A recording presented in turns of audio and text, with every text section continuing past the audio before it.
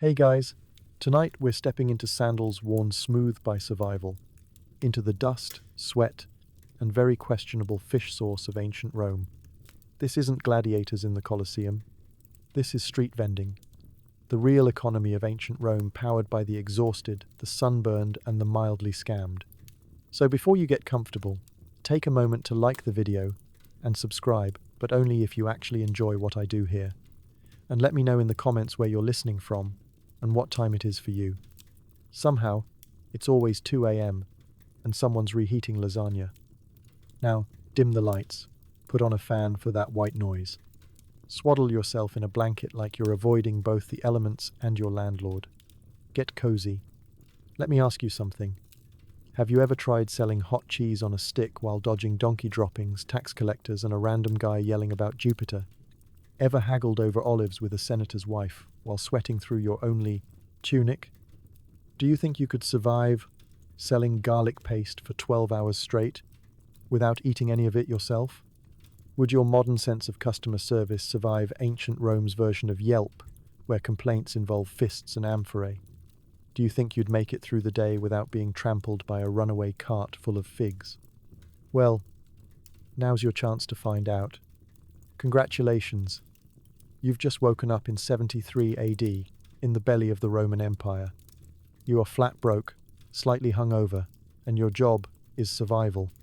You're a Roman street vendor, and the only thing thinner than your sandal soles is your patience. You wake up and trudge toward your workplace, which is less of a stall and more of a glorified crate balanced on a wooden pole. It squeaks. It smells faintly of goat. And it's all yours until the city guards confiscate it because it's blocking traffic, which is rich coming from a guy riding a pig. The spot you claim is prime, real estate, a dusty patch of stone, 3 feet from a latrine drain and directly in the path of the city's angriest geese. You set up next to a guy who sells dried chickpeas and spits when he talks.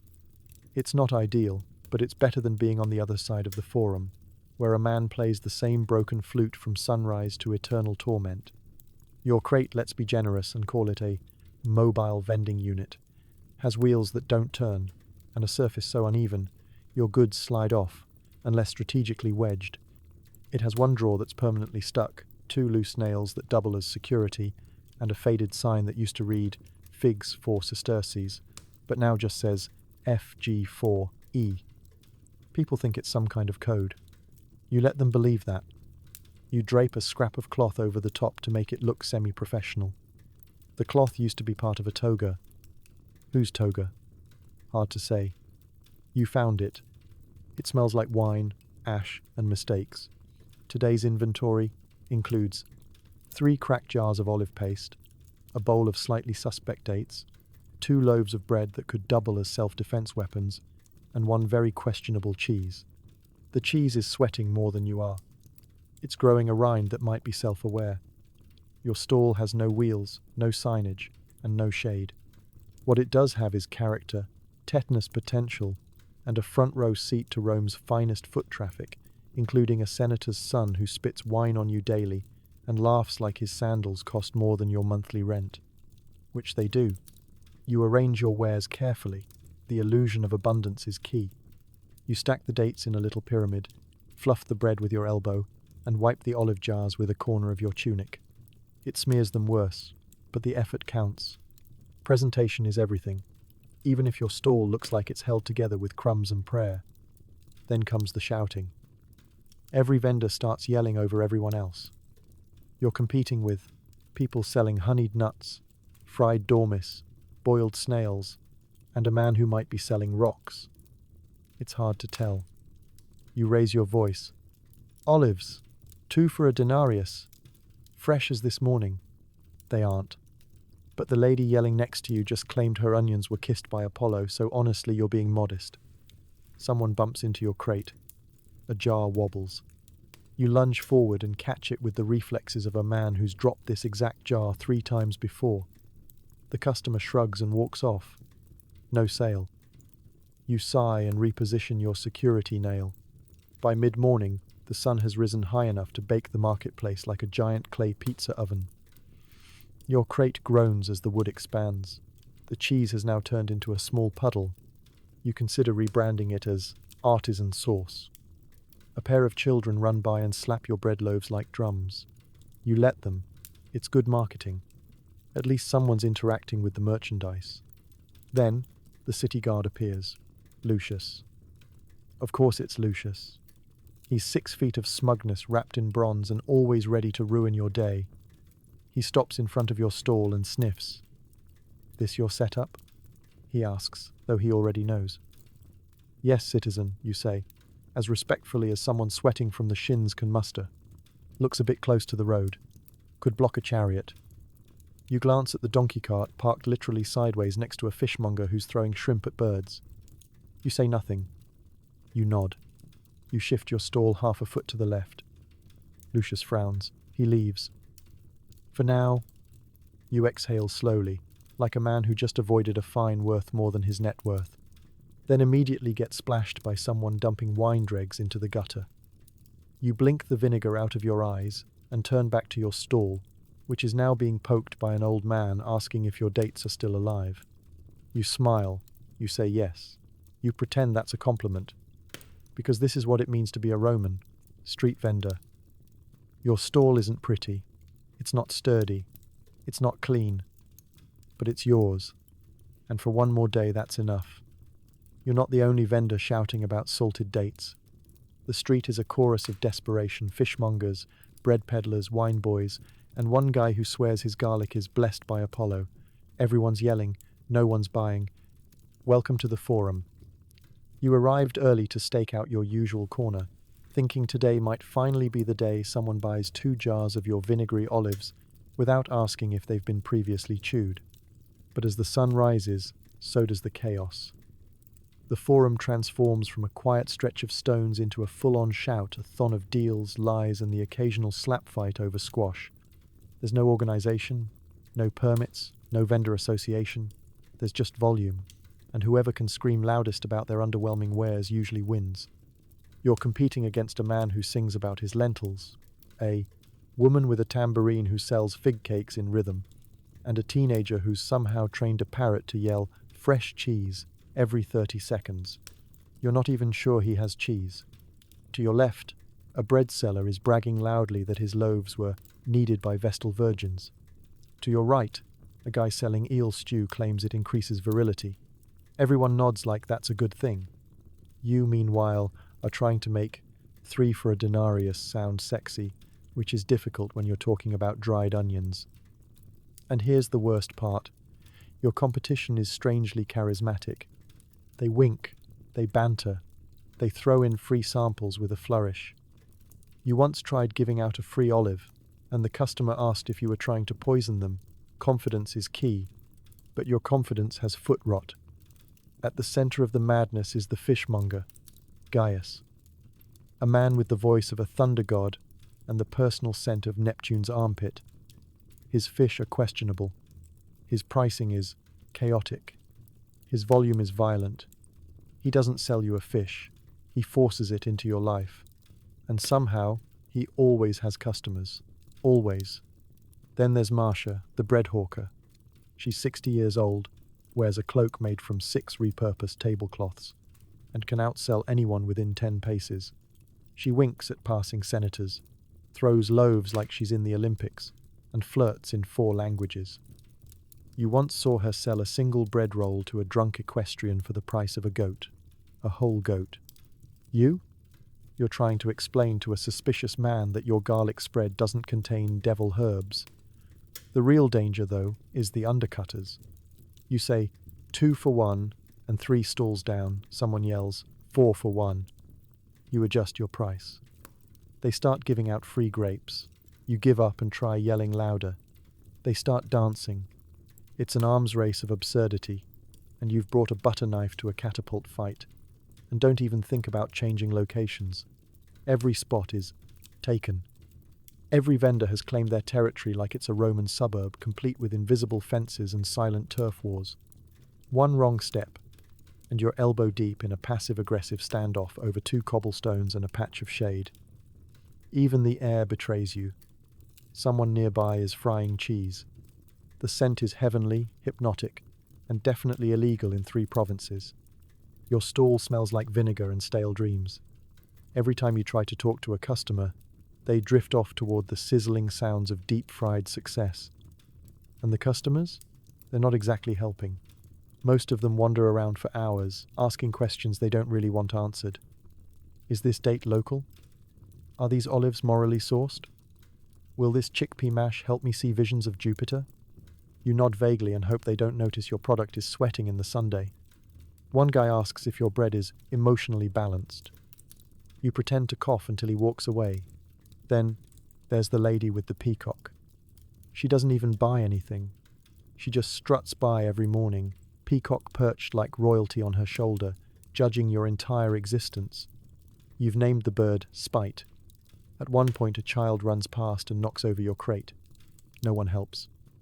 Another vendor laughs. You scoop your wares back onto the stall with a dignity that says, "This is fine," while a jar of olives slowly leaks down your leg. But despite it all, the noise, the competition, the lies told in the name of lentils, you stay, you shout, you smile. You watch Gaius do his fish dance and wonder if you should learn choreography. Because even though the forum is a battlefield, even though your throat is hoarse and your profits are theoretical, this is the only place in Rome where you can turn yesterday's stale chickpeas into today's rent money. And if someone else happens to be yelling louder than you, well, at least your garlic isn't actually cursed. Probably.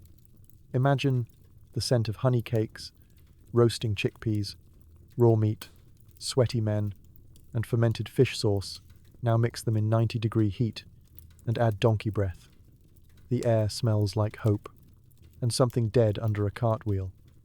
This is not your quaint farmer's market with scented candles and neatly labeled jams. This is the Roman Forum on a market day, an open-air olfactory crime scene. There are no boundaries, no wafting aromas of clean eucalyptus or crisp linen. There is only survival, spoiled figs, and the unmistakable tang of 1,000 armpits swaying in time with the midday sundae.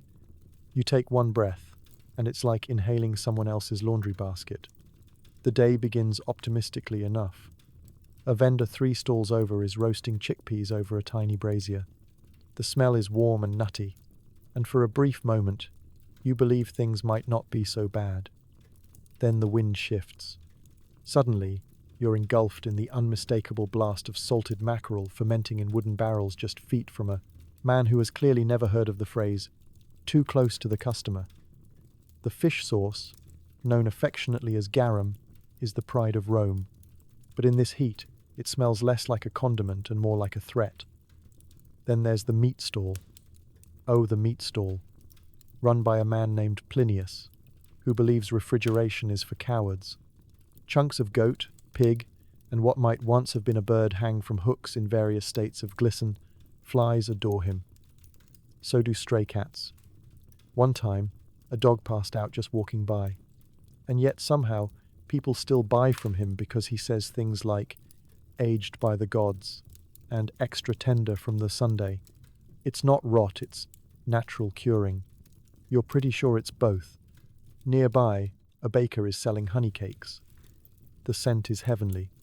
Warm, sweet, comforting. Unfortunately, it's located next to the man selling pickled eggs, so the sensory experience is conflicting. You inhale both, and suddenly you're unsure if you're hungry, or experiencing spiritual disorientation. And of course, we cannot forget the animals. The forum is full of them: donkeys, goats, runaway chickens, and one very bitter camel named Rufus, who seems to make it his mission to exhale directly into your soul. Every few minutes, someone yells at a donkey to move. The donkey responds by dropping its opinion on the stone walkway, steaming in the heat like it's trying to cook itself.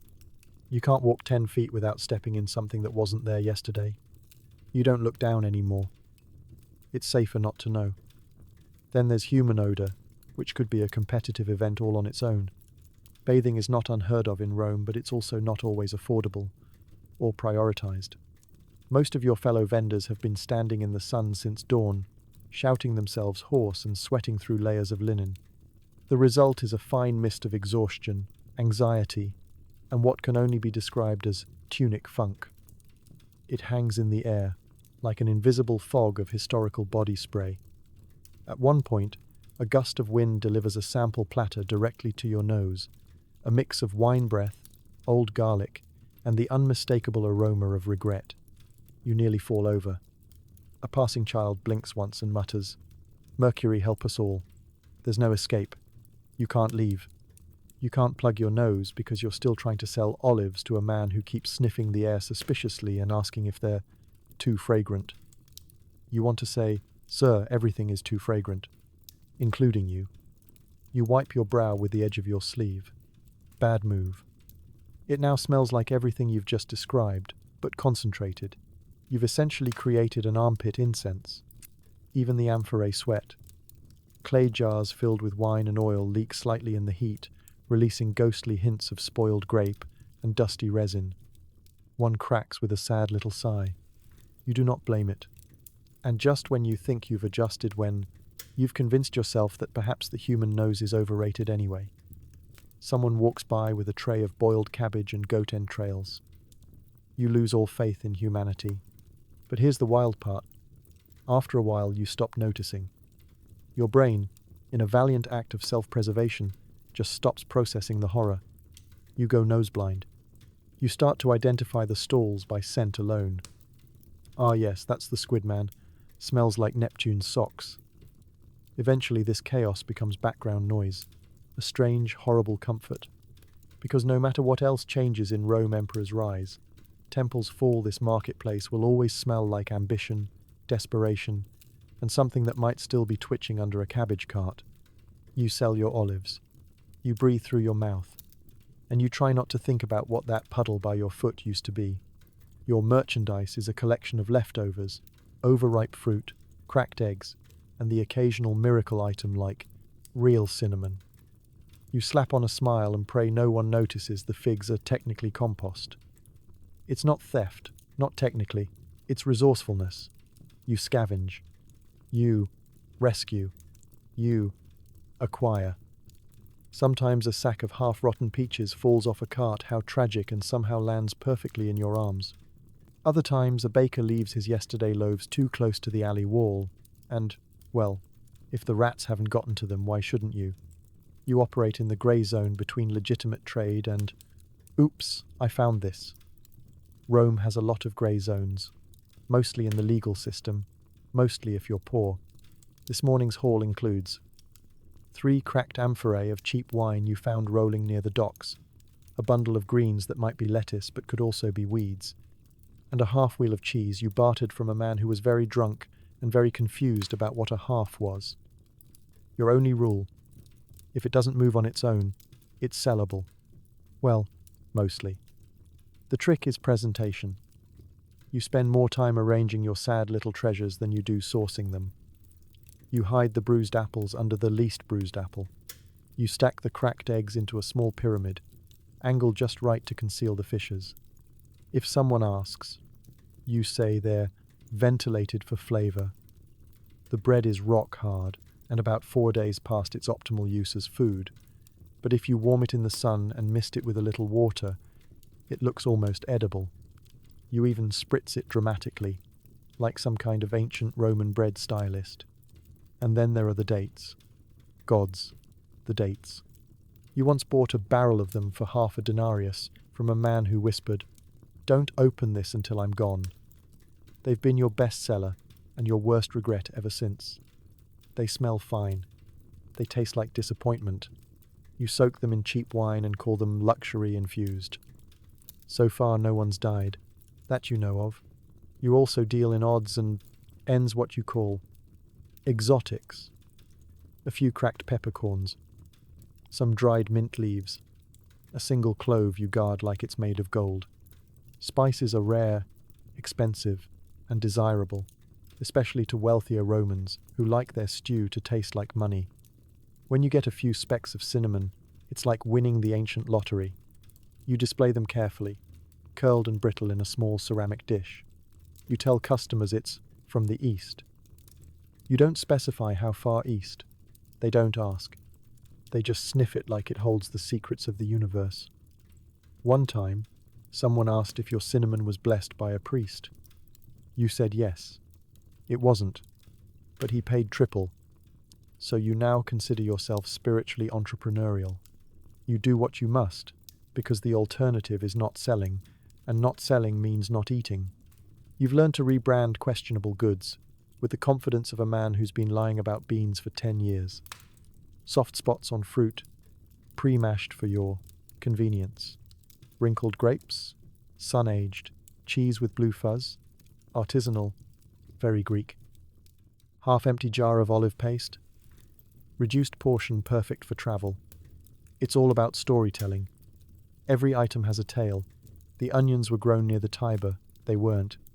The eggs are from temple chickens, not a thing. The herbs were harvested during a full moon. You tripped into a bush after drinking too much and called it divine. You once sold a single beet for 2 sestertii by claiming it resembled Emperor Vespasian's nose. It didn't.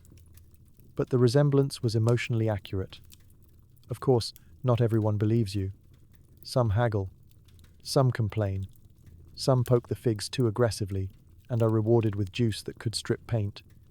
You apologize, offer them a free shriveled plum, and move on. The market is chaos, but chaos is good. Chaos means no one is looking too closely. The city guard is too busy harassing wine vendors to worry about the freshness of your apricots. And even if someone does report you, who are they going to believe? A half-starved stall keeper, or the man who sold sacred goat eggs last week? So you keep selling, keep smiling, keep rearranging the same bruised lemons into different positions like you're performing some sort of citrus ballet, because in Rome, freshness is an illusion. Everything is sun-baked, sweaty, or already fermenting. Your job is to make it seem like dinner, or at least like something that won't summon Apollo out of sheer offense. And if someone bites into a pear and glares at you, you just shrug and say, "That's how the gods intended it." Sweet and surprising. Romans don't do nice before noon. Customers shout, argue over prices, demand free samples, and accuse you of watering down the wine. You learn to smile, nod, and lie like a senator on trial. It starts early, too early. Before the sun has even bothered to climb above the rooftops, you're already behind your stall, trying to remember if today's olives are technically edible or just an elaborate dare. And then they arrive, the morning crowd. Bleary-eyed, over-caffeinated, by Roman standards, which means slightly less hungover, and absolutely ready to ruin your day. The first customer doesn't greet you. He just squints, points at your grapes and says, "Are these fresh or are they pretending?" You're not sure how to answer that, so you go with your default. "Fresher than the emperor's sandals, sir." He snorts and walks away. Strike one. Then comes an older woman clutching a suspiciously damp basket and an emotional support goose. She inspects your chickpeas like she's appraising gold. She pinches one, tastes it, makes a face like she just licked a sandal, and says, these are a betrayal." You nod politely, tell her they're from a very moody harvest, and offer her a small discount. She doesn't buy anything. The goose bites your ankle. Strike two. Next up is the question marathon. Is this olive oil virgin, or just pretending? Was this honey blessed by a priest? Is your bread morally upright? You lie. Constantly. With the gentle confidence of a man who has named his stale flatbread temple loaves, and insists they were baked in spiritual silence. One man asks if your figs are aphrodisiacs. You pause, consider the implications, then confidently respond, "Only if consumed under a full moon." He nods solemnly and buys 6. You're getting the hang of this. But then the real fun starts, haggling. Oh, the haggling. In Rome, haggling is less a transaction and more a theatrical sport. It's verbal wrestling, psychological warfare, and part-time improv theatre rolled into one. A man in a wine-stained tunic offers you a quarter denarius for a jar of your best olive paste. You laugh, politely. He laughs louder, less politely. You say it's imported from Hispania. He says it smells like disappointment. You settle on half a denarius and the promise that he won't return tomorrow with a complaint. Some customers don't haggle. They interrogate. Why are these more expensive than Marcus's down the street? Is this wine actually from Falernum? Or did you just slap a fancy name on goat juice? Do you even know what a pomegranate looks like? You answer everything with the smooth tone of a man who would rather be anywhere else. Your smile is exhausted, your left eye twitches, your jaw is clenched like a gladiator's fist, but you stay calm. Because if you break even a little, they'll smell weakness and descend like seagulls on a fish cart. Someone asks for a free sample. You oblige, carefully offering a small, slightly less moldy date. He chews, frowns and mutters, tastes like regret. You nod and say, "Ah yes, that's the imported variety." Every so often someone complains about the price, then dramatically turns to the crowd and announces your stall is a scam. This is normal. Sometimes it's even orchestrated by your competitors, who've hired bored teenagers to sabotage you with performative outrage. One of them pretended to faint after sniffing your lentil cakes. You offered him a wet cloth. He took it, then stole 2 olives and ran. And through it all you maintained customer service face. That serene, dead-eyed expression that says, "Please buy something so I can afford to eat a turnip tonight."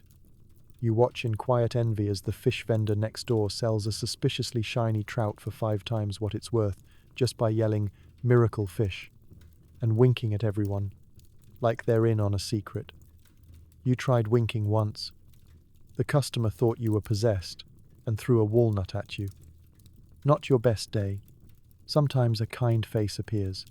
Someone thanks you, smiles at you, buys something without trying to trick you into a 6-for-1 deal. You nearly cry. You nod solemnly, hand them their change and whisper, "Come back, tomorrow. I might even have raisins." They don't return. They never do. By noon your ears are ringing, your feet are swollen, and you've repeated the phrase, "Yes sir, sun-dried and sacred," more times than you've blinked.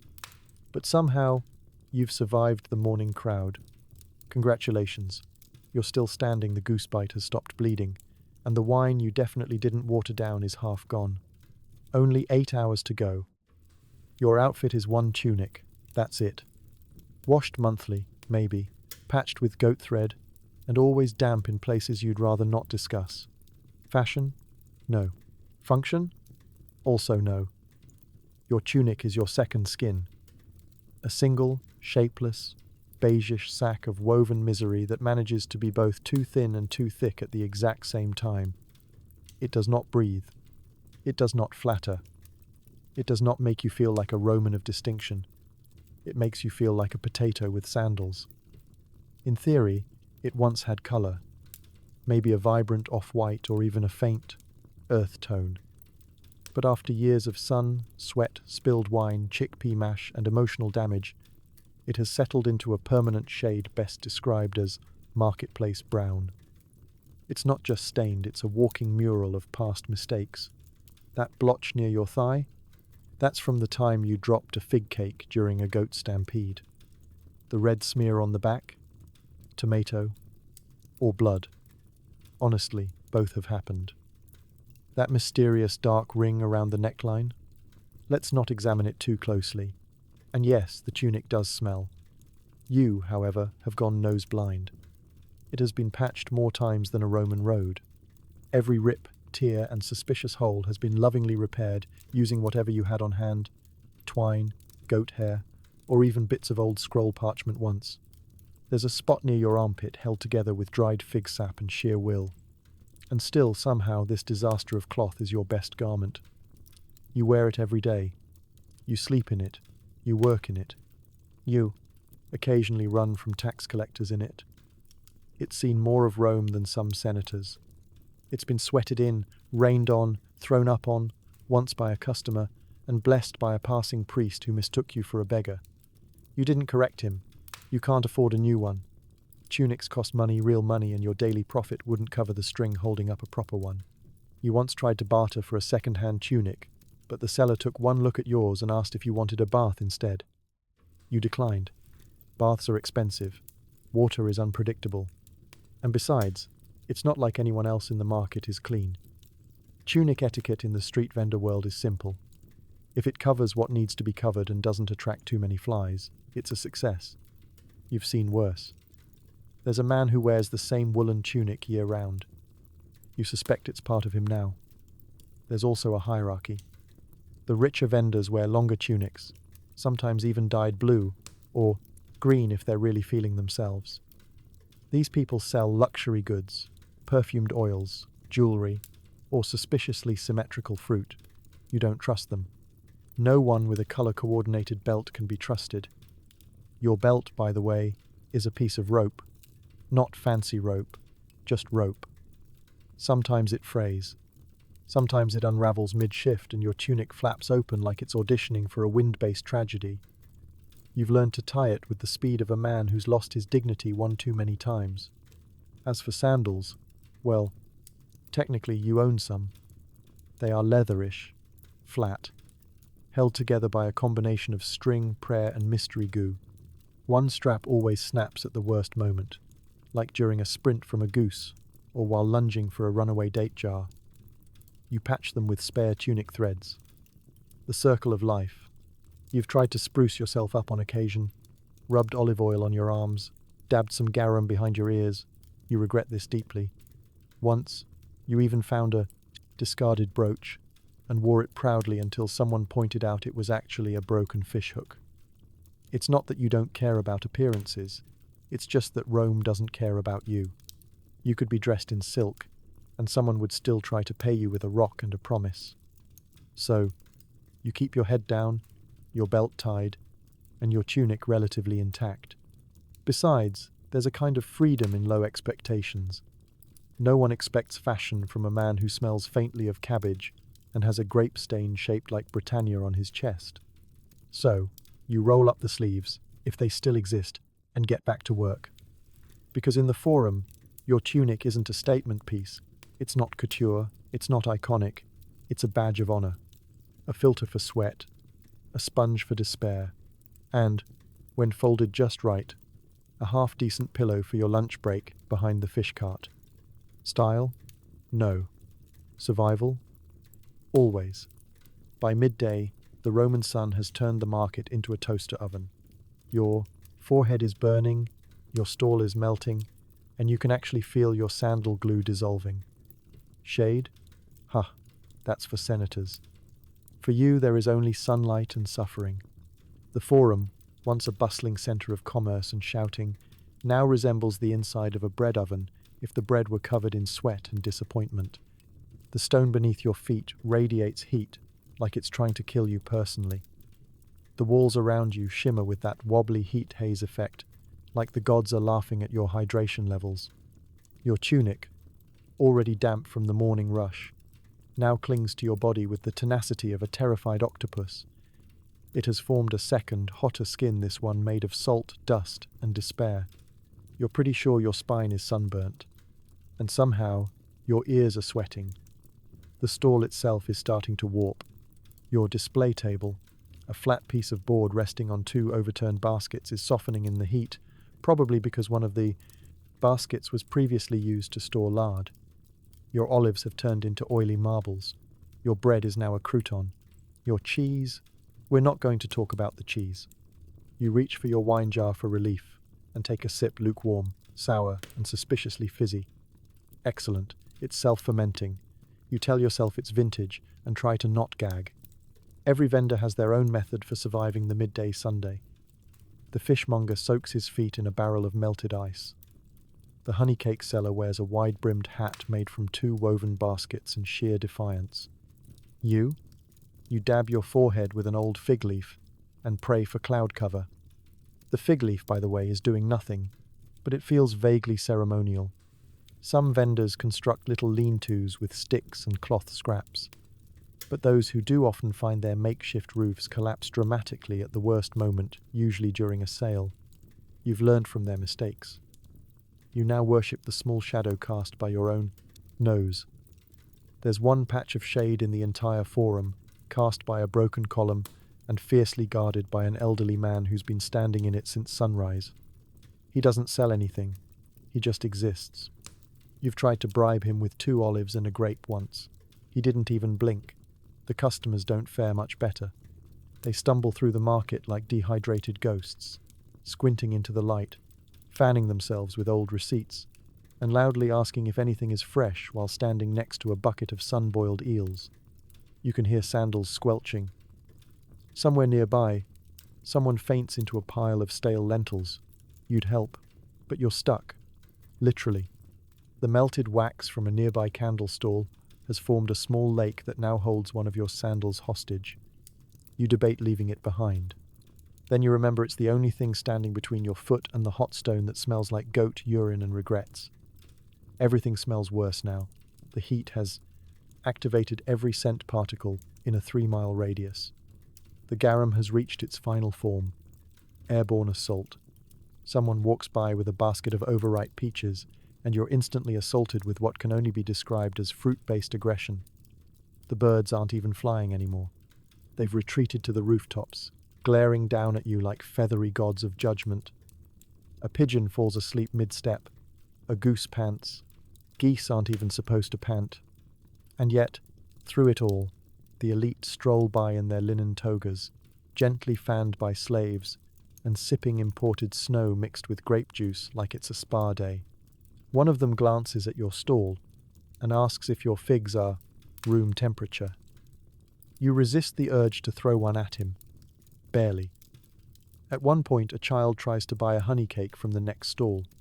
The cake crumbles into ash upon contact. He cries. You hand him a grape out of pity. It explodes in his hand like a dying star. He cries harder. You try wetting your face from the water jar, only to discover it's now roughly the temperature of dragon breath. You briefly wonder what happens to a brain that cooks from the outside in. Then someone asks for a sample, and you forget your name for a moment. But the sun does not care. It continues its slow, cruel march across the sky. You consider lying down under your own cart just to escape the light. But last time you did that, you fell asleep and woke up to find someone had stolen your sandals and left you a fish. So you stand. You endure. Because in ancient Rome there is no sunscreen. There is no siesta. There is only the sun, your one tunic, and the creeping sensation that your left eyebrow has officially melted off your face. And yes, your sandal glue is gone. May the gods have mercy on your soul. You forgot to stash food for yourself. Again. Now you're eyeing your own inventory like it's a buffet. You chew a date that might be from last week and pretend it's gourmet. Survival is edible. This wasn't supposed to happen. You swore you'd remember today. You even told yourself, before the rush, save a little something for lunch. And yet here you are, half dead from hunger, chewing something leathery that used to be a fruit, and wondering if your stomach just audibly cursed you in Latin. You glance around the market. Everyone else is eating. Gaius, the fishmonger, is scarfing down grilled eel on a stick like he's at some sort of aquatic banquet. Marcia, the bread lady, is gnawing on a roll the size of your torso. She sees you watching and waves it like a trophy. You mouth traitor, and she winks. Meanwhile, you're holding a single shriveled fig that looks like it's been through war. You bite into it. It crunches. Figs aren't supposed to crunch. You immediately regret not keeping even a scrap of olive paste. Earlier, a wealthy woman asked if it was suitable for dogs. You said yes. You now wish you had the culinary luxury of eating like a Roman dog. You scan your remaining wares. There's a very questionable wedge of goat cheese that seems to be breathing. You consider it. Then remember it once made a child weep just from the smell. You put it back. Maybe later. The bread's too hard. The dates are too fermented. The chickpeas have bonded into a single chunk that might qualify as construction material. You knock it against the table. It thuds ominously. Desperation sets in. You start cataloguing possible food sources around the market like a starving hawk.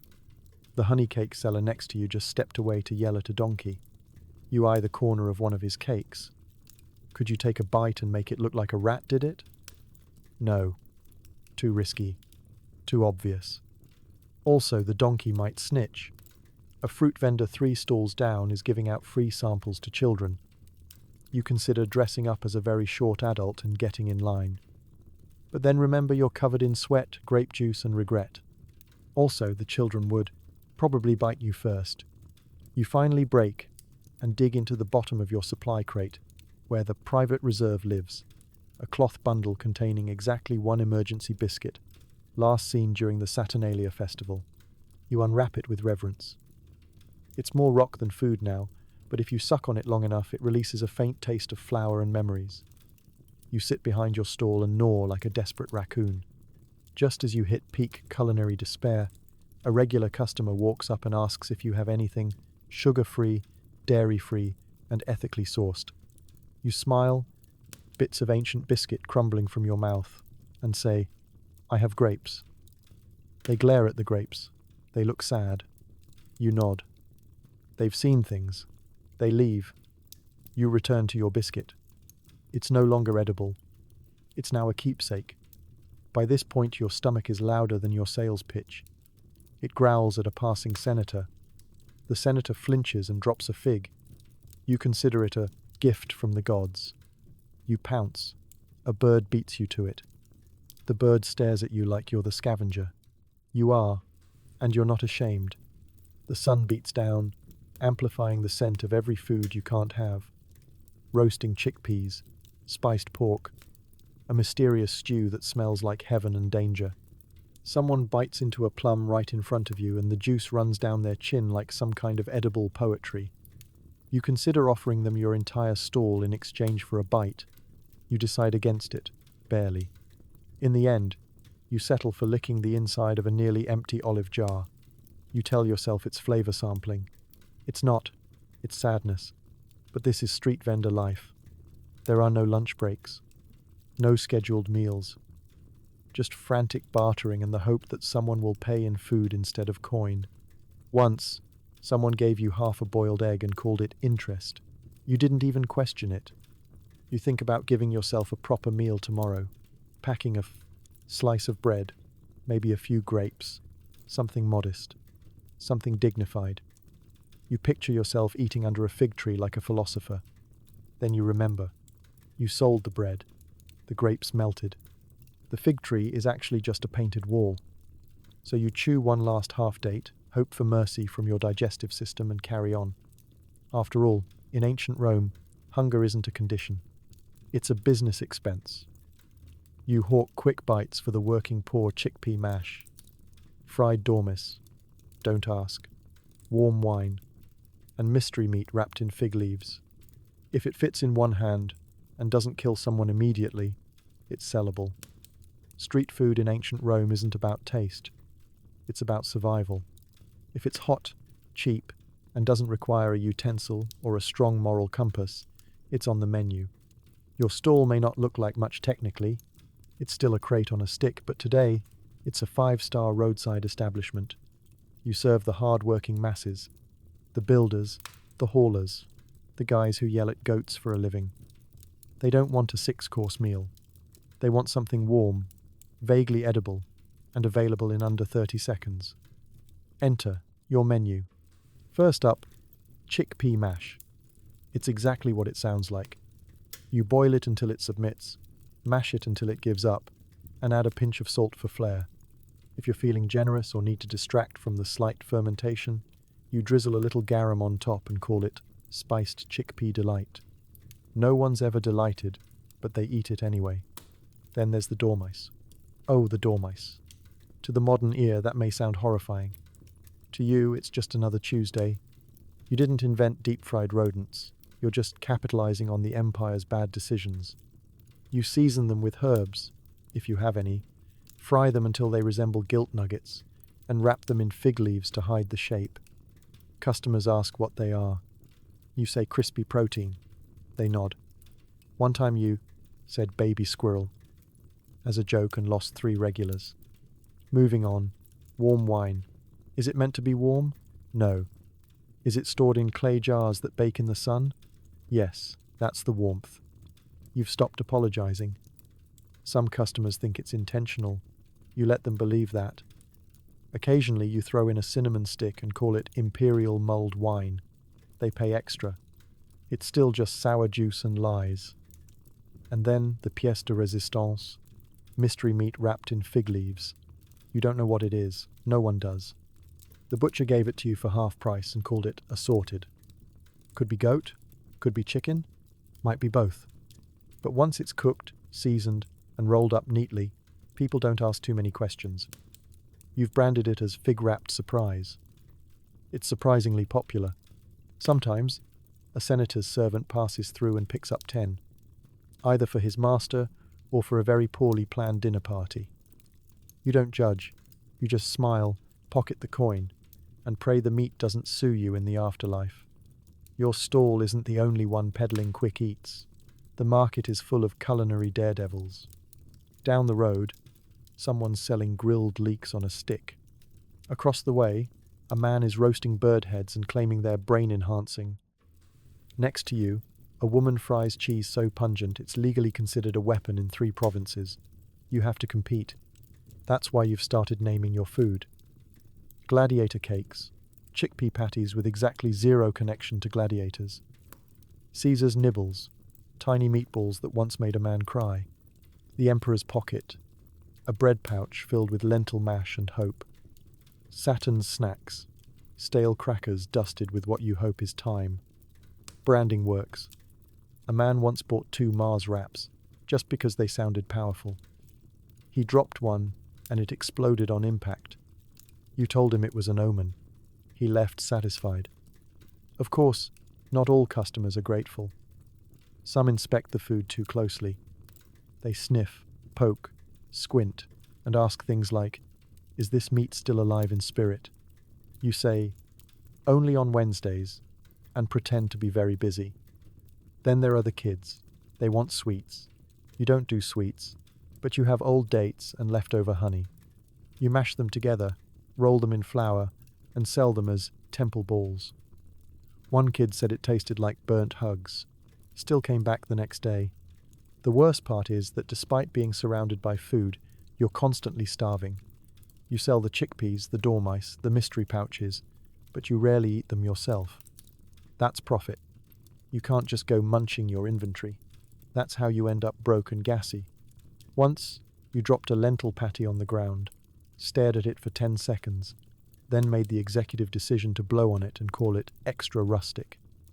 You ate it behind the stall like a criminal.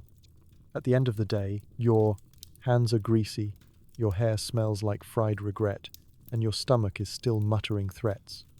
But you've made a little coin, served some passable food, and only had one customer accuse you of feeding them lizard. A win, really. Because in ancient Rome, street food is not about hygiene, nutrition, or even satisfaction. It's about not collapsing in the street from hunger before the next chariot race. And if it's warm, handheld, and doesn't try to escape, well, bon appetit. Nature calls, but toilets don't. The public latrines are miles away and communal. So, you hold it. You suffer. You pray. And eventually, you sprint behind a cart full of cabbages and try not to make eye contact. Toileting in ancient Rome is not a private affair. It is not peaceful, convenient, or even particularly hygienic. It is a deeply strategic operation wrapped in shame, bad timing, and desperate improvisation. And for you, a lowly street vendor, it is a daily battle against biology, distance, and social collapse. Let's start with the ideal option, the public latrine. Theoretically, there are several scattered across the city. In practice, the closest one to your stall is a 20-minute walk, guarded by aggressive pigeons, suspicious puddles, and at least one man who definitely lives there now. Once you get there, you're greeted by a long marble bench with holes carved into it, no partitions, and an audience of strangers doing their business while casually discussing politics, weather, and chariot racing. It's a social event. You are expected to participate. And by participate, we mean do your business while maintaining polite conversation with someone whose knees are nearly touching yours. No thank you. You avoid it as long as humanly possible. Instead, you enter the well-known vendor's phase of silent panic. You shift from foot to foot. You grimace every time someone buys something spicy. You start answering customer questions with single-syllable growls. Your fellow vendors know the signs. "Oh no," says Marcia the bread lady, eyeing your clenched jaw. Toilet face. You nod solemnly. You consider asking someone to watch your stall. But trust is limited. And last time you did that, you returned to find your entire supply of olives replaced with painted rocks and a note that said, "Bartered for goat." So, you suffer. You whisper ancient prayers to Jupiter, clutch your stomach like a tragic hero, and will your organs to reabsorb themselves. The sun beats down. The wine you drank earlier now feels like a betrayal. Your only plan is to hold it until dusk, or develop a new philosophy around bladder transcendence. Then, an opportunity. A cabbage cart pulls up beside you. The vendor hops off and disappears into the crowd. The cabbages are tall, leafy, and more importantly, strategically arranged. You glance around. The bread lady gives you a subtle nod of approval. You dart behind the cart. It's not dignified. It's not sanitary. It's not even legal.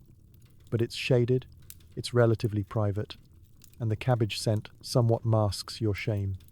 You finish quickly, pray to whichever god handles public indecency, and return to your stall with the blank expression of someone who has seen too much. A child points at you and asks what you were doing. You say, "Inspecting the produce." He nods solemnly. He's seen things too. Let's not even talk about toilet paper.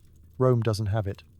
Instead, you're expected to use a communal sponge on a stick, soaked in vinegar and stored in a bucket in the public latrine. A sponge that everyone uses, the same sponge, just passed around, like a party favor from hell. You tried it once. It haunts you still. These days you carry a small scrap of linen in your belt just in case. It's not ideal. It's not even sanitary. But it's yours, and you will fight for it. Of course, sometimes the problem isn't you. Sometimes it's a customer. Someone asks for a sample, and while you're distracted, they duck behind your stall and commit an unspeakable act involving your broken amphora. You scream. They leave. The amphora is never the same. You install a sign. No relieving yourself near the merchandise. It does nothing. No one can read. A goat pees on it the next day. In moments of reflection, you dream of indoor plumbing. You hear rumors that the wealthy have private latrines, actual rooms with privacy, water flow, and nobody talking about gladiator stats while squatting. You can't even imagine it. A toilet. Just for you. You'd write poetry in there. Instead, you develop techniques. You fast before shifts. You schedule your bodily functions like a military operation. You mentally train your bladder to hold until the moon rises. You become the Zen master of urinary denial. You also develop a sixth sense for when it's safe to sprint. You know the cabbage cart's schedule.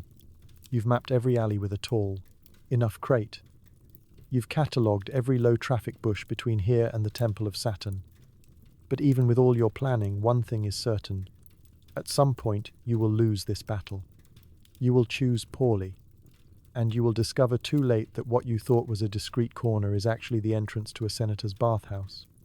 And when that day comes, you'll smile, nod, and say what every Roman vendor says when caught toileting in public. It was either this or the sponge.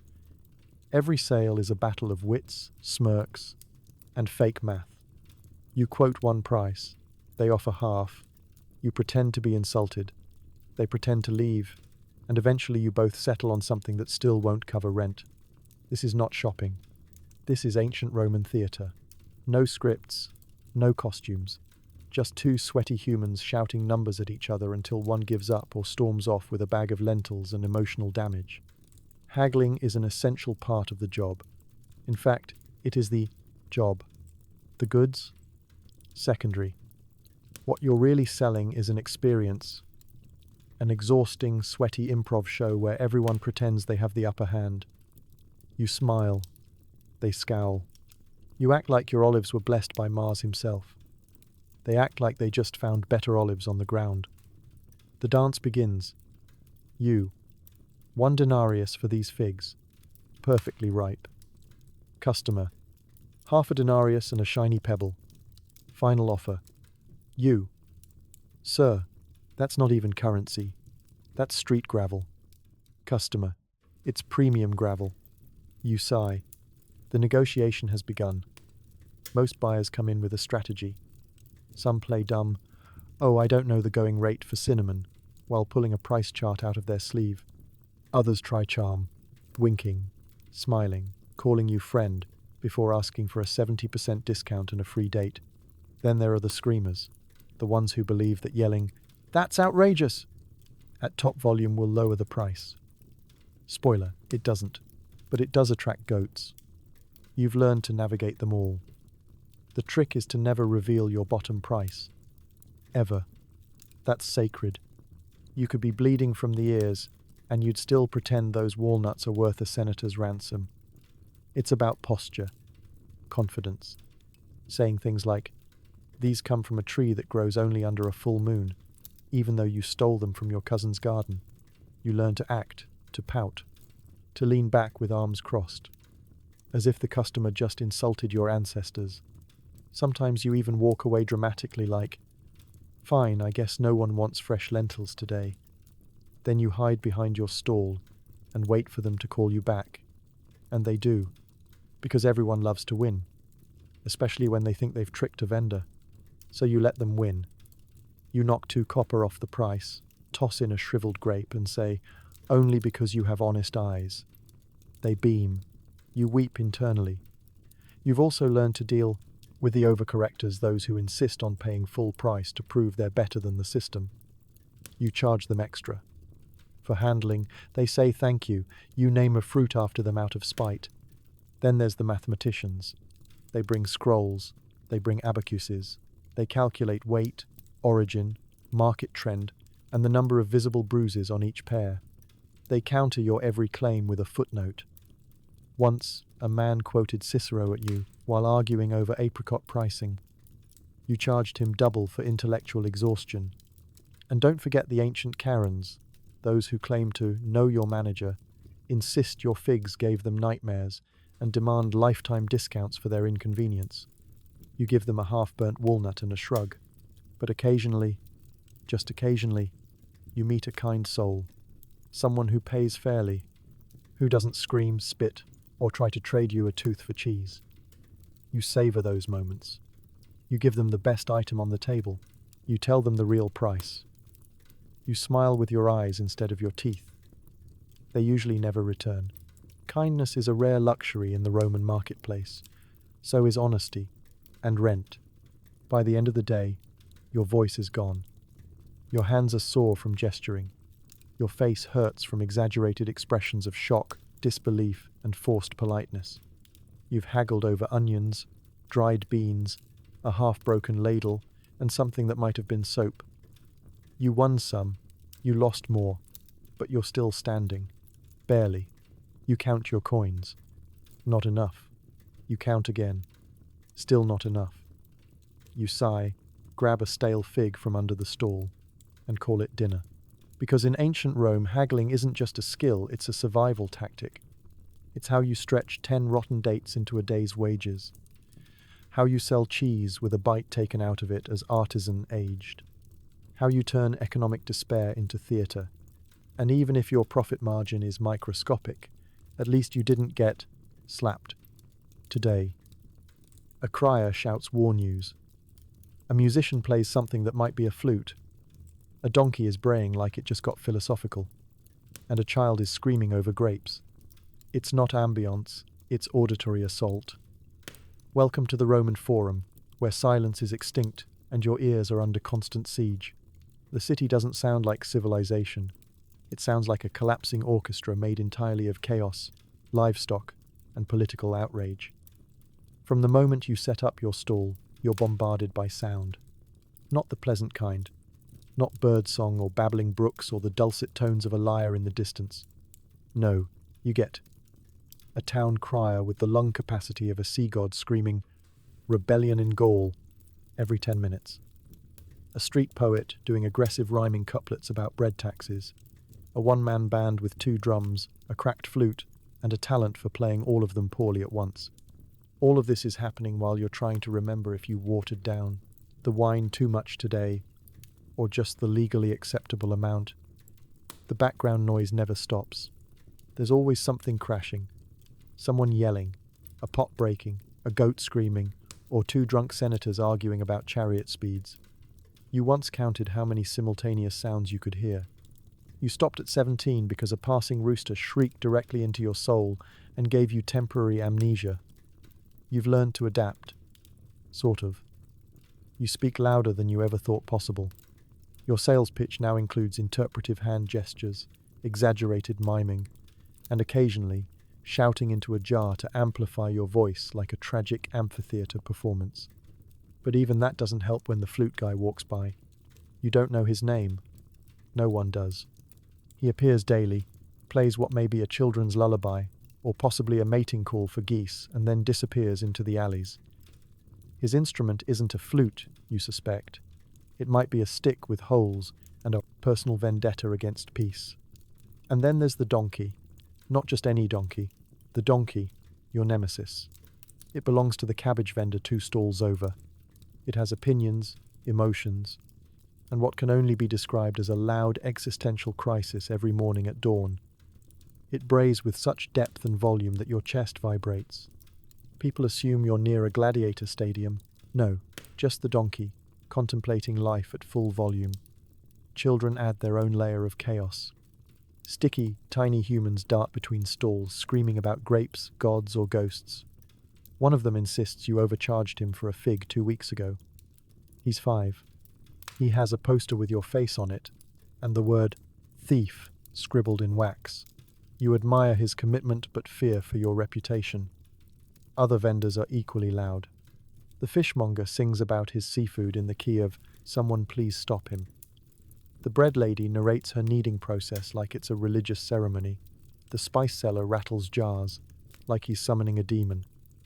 And let's not forget politics. There is always a man standing on something barrel, crate, overturned goat shouting about tax reforms, foreign policy, or the scandalous toga length of a senator's nephew. People gather, people argue. Someone throws a tomato. You duck and keep selling your overripe pears like it's all completely normal. You haven't heard your own thoughts in months. You've started dreaming and shouting. Once, in a rare moment of silence, you panicked. Your body went rigid. Your brain thought you had died. You only recovered after the donkey brayed again, and your heartbeat returned to normal. It's not just loud. It's complicated. Sounds overlap. One moment it's flute, footsteps, and gossip. The next it's chanting, horse hooves, and a man yelling, "I have found the true garum recipe," while running in circles. It's a soundscape so dense it has weight. You can feel it pressing into your skull like a second tunic. Tourists love it. So authentic, they say, snapping wax portraits and pretending they don't hear the man behind them screaming about cursed figs. You try to find moments of quiet. You really do. Behind the stall, inside a wine jar, under the cabbage cart. But the noise always finds you. A drum, a chant, a suspiciously musical sneeze. One time, you hid in a pile of cloaks and accidentally joined a wedding procession. And through all of this, you must sell, with poise, with charm, with the ability to maintain eye contact while a nearby argument escalates into a slap fight involving live poultry. It's a skill, a curse, a lifestyle. Because in ancient Rome, peace is not an option. Silence is for the dead. And everyone else? They're just shouting to get there first. Your biggest threats aren't gladiators. They're pickpockets, scam artists, and seagulls with a vendetta. You keep one eye on your stall, and the other on that 1 2-year-old pretending to admire your lentils. It's a constant game of vigilance. You're not just a street vendor, you're a part-time detective, full-time paranoiac, and unofficial bird control officer. Selling food in the Roman Forum isn't just about shouting prices and haggling, it's about survival. And you've already lost 3 baskets of figs and a perfectly good cheese wedge to forces beyond your control. Let's talk about the pickpockets first. They come in all shapes, sizes, and levels of smugness.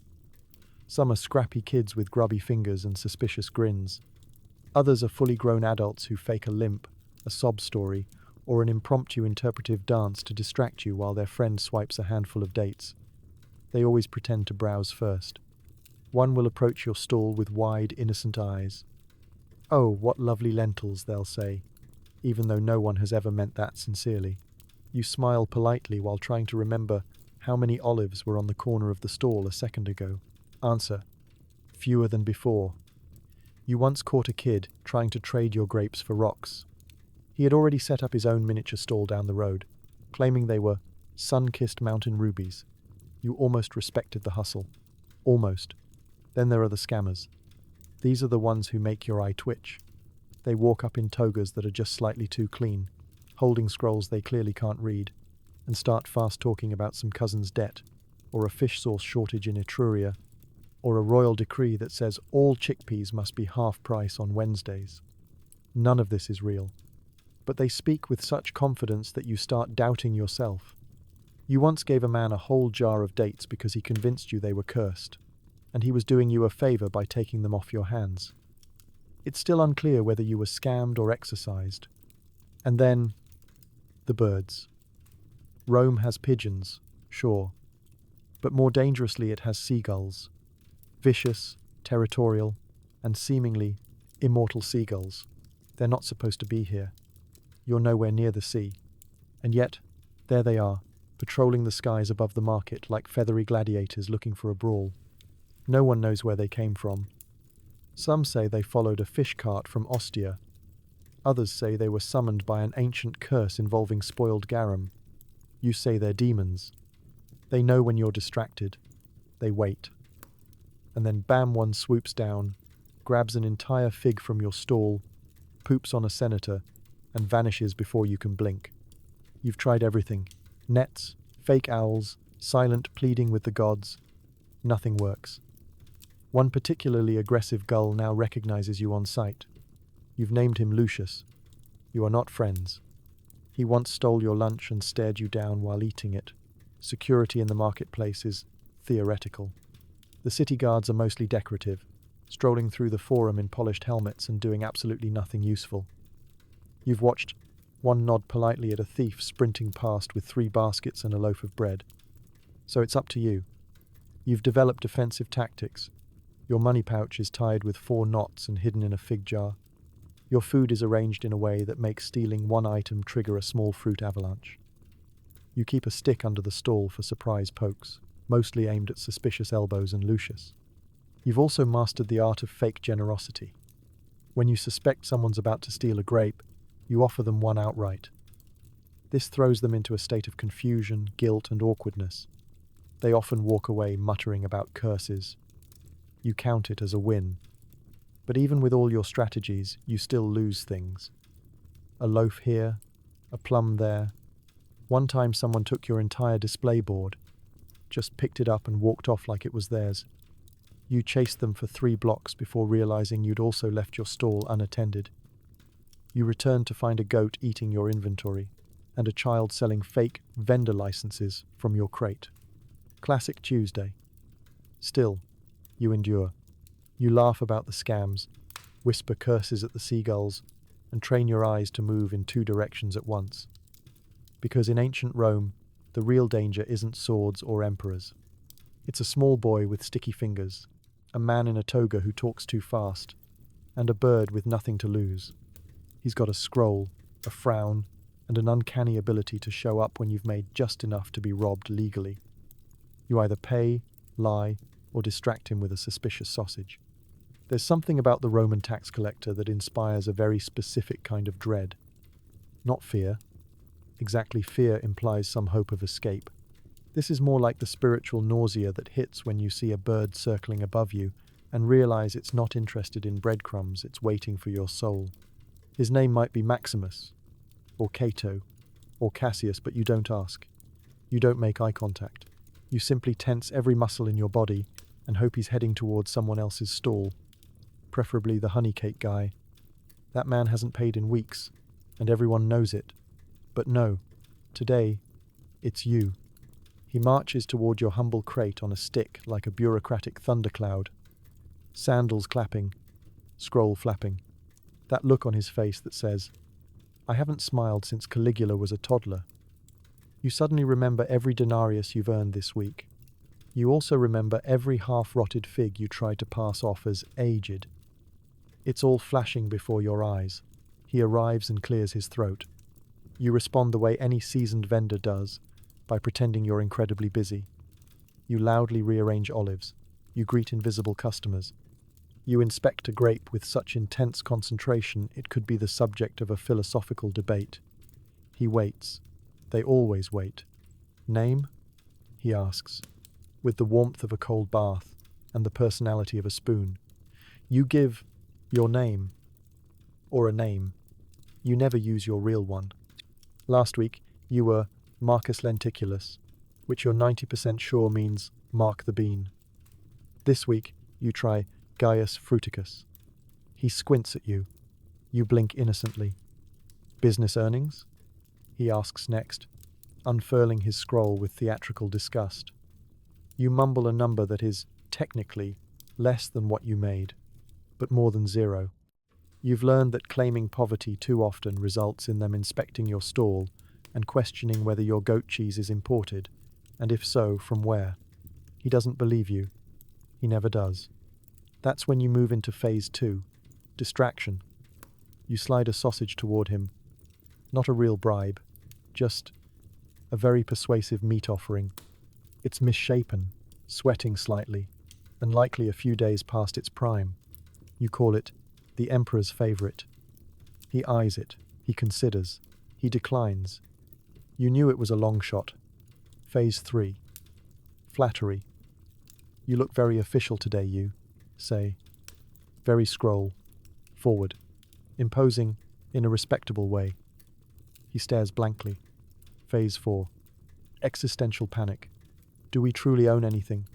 You ask, waving vaguely at your pile of lentils. Isn't it all just borrowed from the gods? Can wealth even be taxed if it's temporary? He ignores you and begins writing. You consider fleeing. Many have tried. None have succeeded. The tax collectors work in pairs. You don't see the second one yet, but he's out there lurking behind a wine cart, dressed like a customer, ready to chase you through the alleyways over 2 missing denarii and a suspicious accounting method. Instead, you pay. You pull out your hard-earned coin pouch, untie the triple knot, and hand over a chunk of your day's profits. You try not to cry. He doesn't thank you. He just nods, writes something else on his scroll, and tells you to stay honest. You watch him walk away, and immediately feel the urge to throw a fig at his head. You don't, but only because figs cost money. The bread lady next to you sighs in solidarity. He got me yesterday, she says. Took half my rolls. Said they were contributing to inflation. You nod. You've heard worse. A man selling roasted snails was once taxed in snails. They left him with none.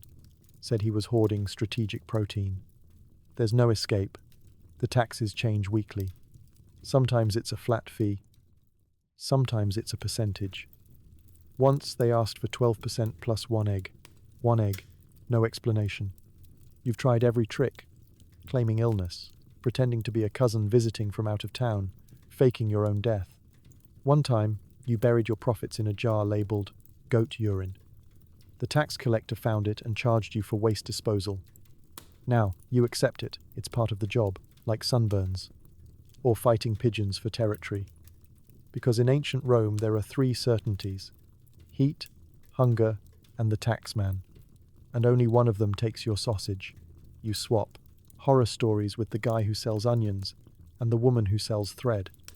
Turns out, everyone's broke, sunburnt, and pretending yesterday's bread is artisanal.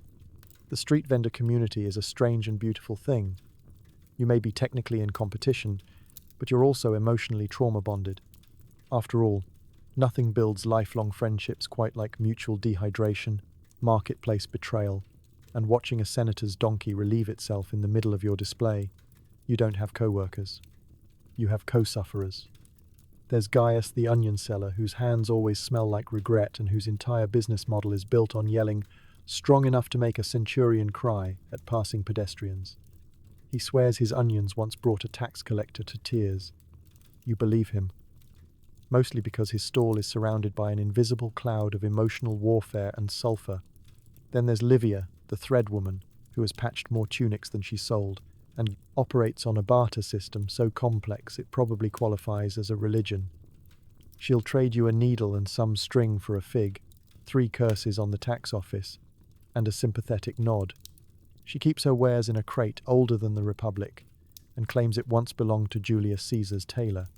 You all have stalls within shouting distance, which is ideal because shouting is your primary form of communication. There's no whispering in the marketplace. Not unless you want your secrets broadcast by the bread lady, who hears everything and tells most of it to the spice seller, who then sprinkles it into conversation like paprika. The gossip is delicious, salty, inaccurate, and usually shouted across 3 stalls with wild hand gestures. "Did you hear?" Livia yells while stitching a sandal with a fishbone. The fig guy's wife ran off with a bathhouse musician. "No!" you gasp, dropping a grape. "I just bought figs." "It's fine," she says. "Only 1 batch was cursed." You nod like that's a reasonable answer. Everyone has a story. Gaius once saw a senator faint after mistaking horseradish for pudding. Marcia, the bread lady, got into a turf war with a goat.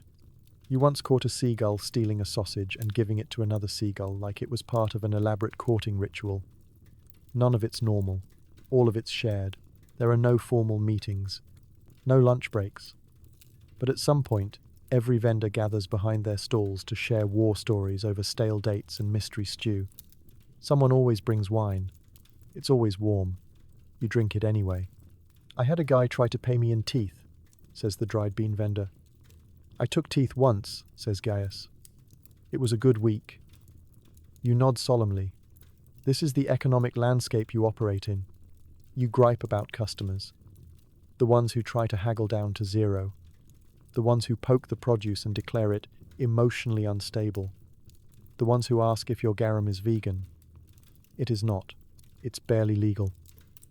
And then there's the shared sighs about the weather. The sun, which seems personally offended by your existence. The dust, which coats every stall like a bitter garnish. The sudden storms that turn your dried fruit into sad, wet fruit and scare off all your customers, except that one guy who always seems to enjoy buying things in a downpour. You think he's in it for the drama. In this world, camaraderie is survival.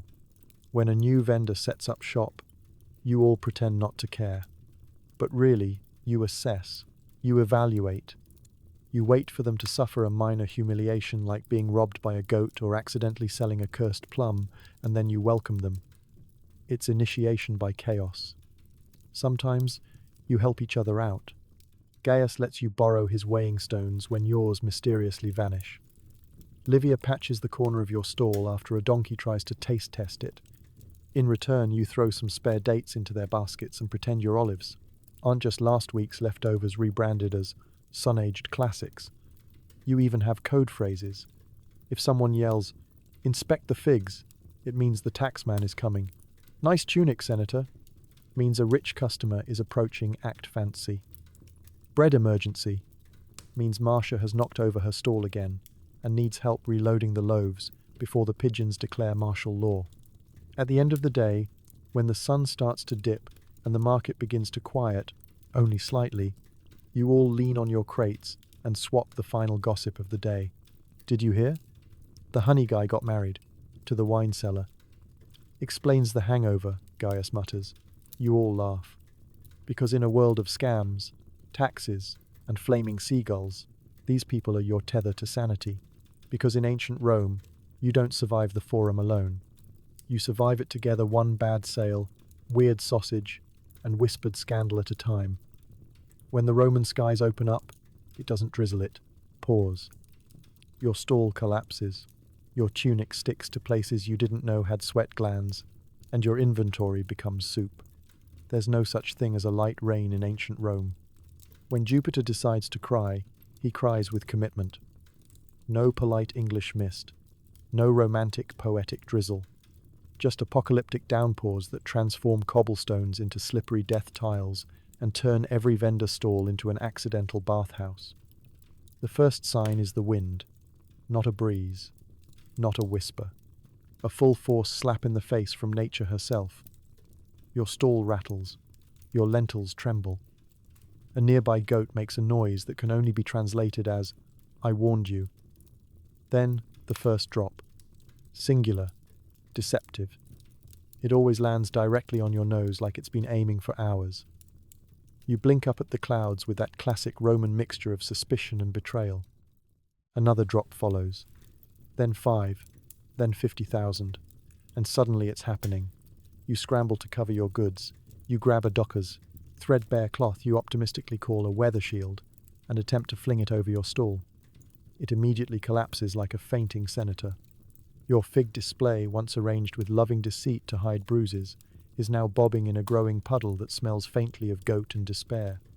Your tunic, a thin, questionable piece of fabric held together by prayers and goat thread, is instantly soaked. Not just damp-soaked. It clings to your body like a vengeful ex.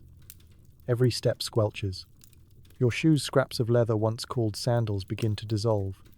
You can feel your dignity slowly sliding into the gutter with your last olive. You shout for help. No one hears you. Everyone is shouting. The fishmonger is screaming about eels escaping. The bread lady is sobbing into her flour. Gaius the onion man is somehow drier than everyone else and claims this is good for business. He has clearly snapped. Rain in Rome doesn't just ruin your sales. It transforms the market into a slapstick tragedy. Customers vanish. Even the brave ones who were willing to haggle over mouldy garum now run for cover. A senator's servant slips in a puddle and knocks over the spice cart. Cardamom and cumin swirl down the street like exotic regret. You try to save your wares. You lift the date basket, only to find it's now a basket of vaguely sweet porridge. Your chickpeas are floating. Your garlic is sprouting. Your coins, carefully hidden beneath a tile, have disappeared into what is now a small indoor lake forming under your crate, and through it all the rain keeps falling. You spot Lucius, the market's most hated seagull, riding the wind like he's auditioning for an opera. He screams overhead, victorious. He thrives in chaos. You suspect he controls the weather.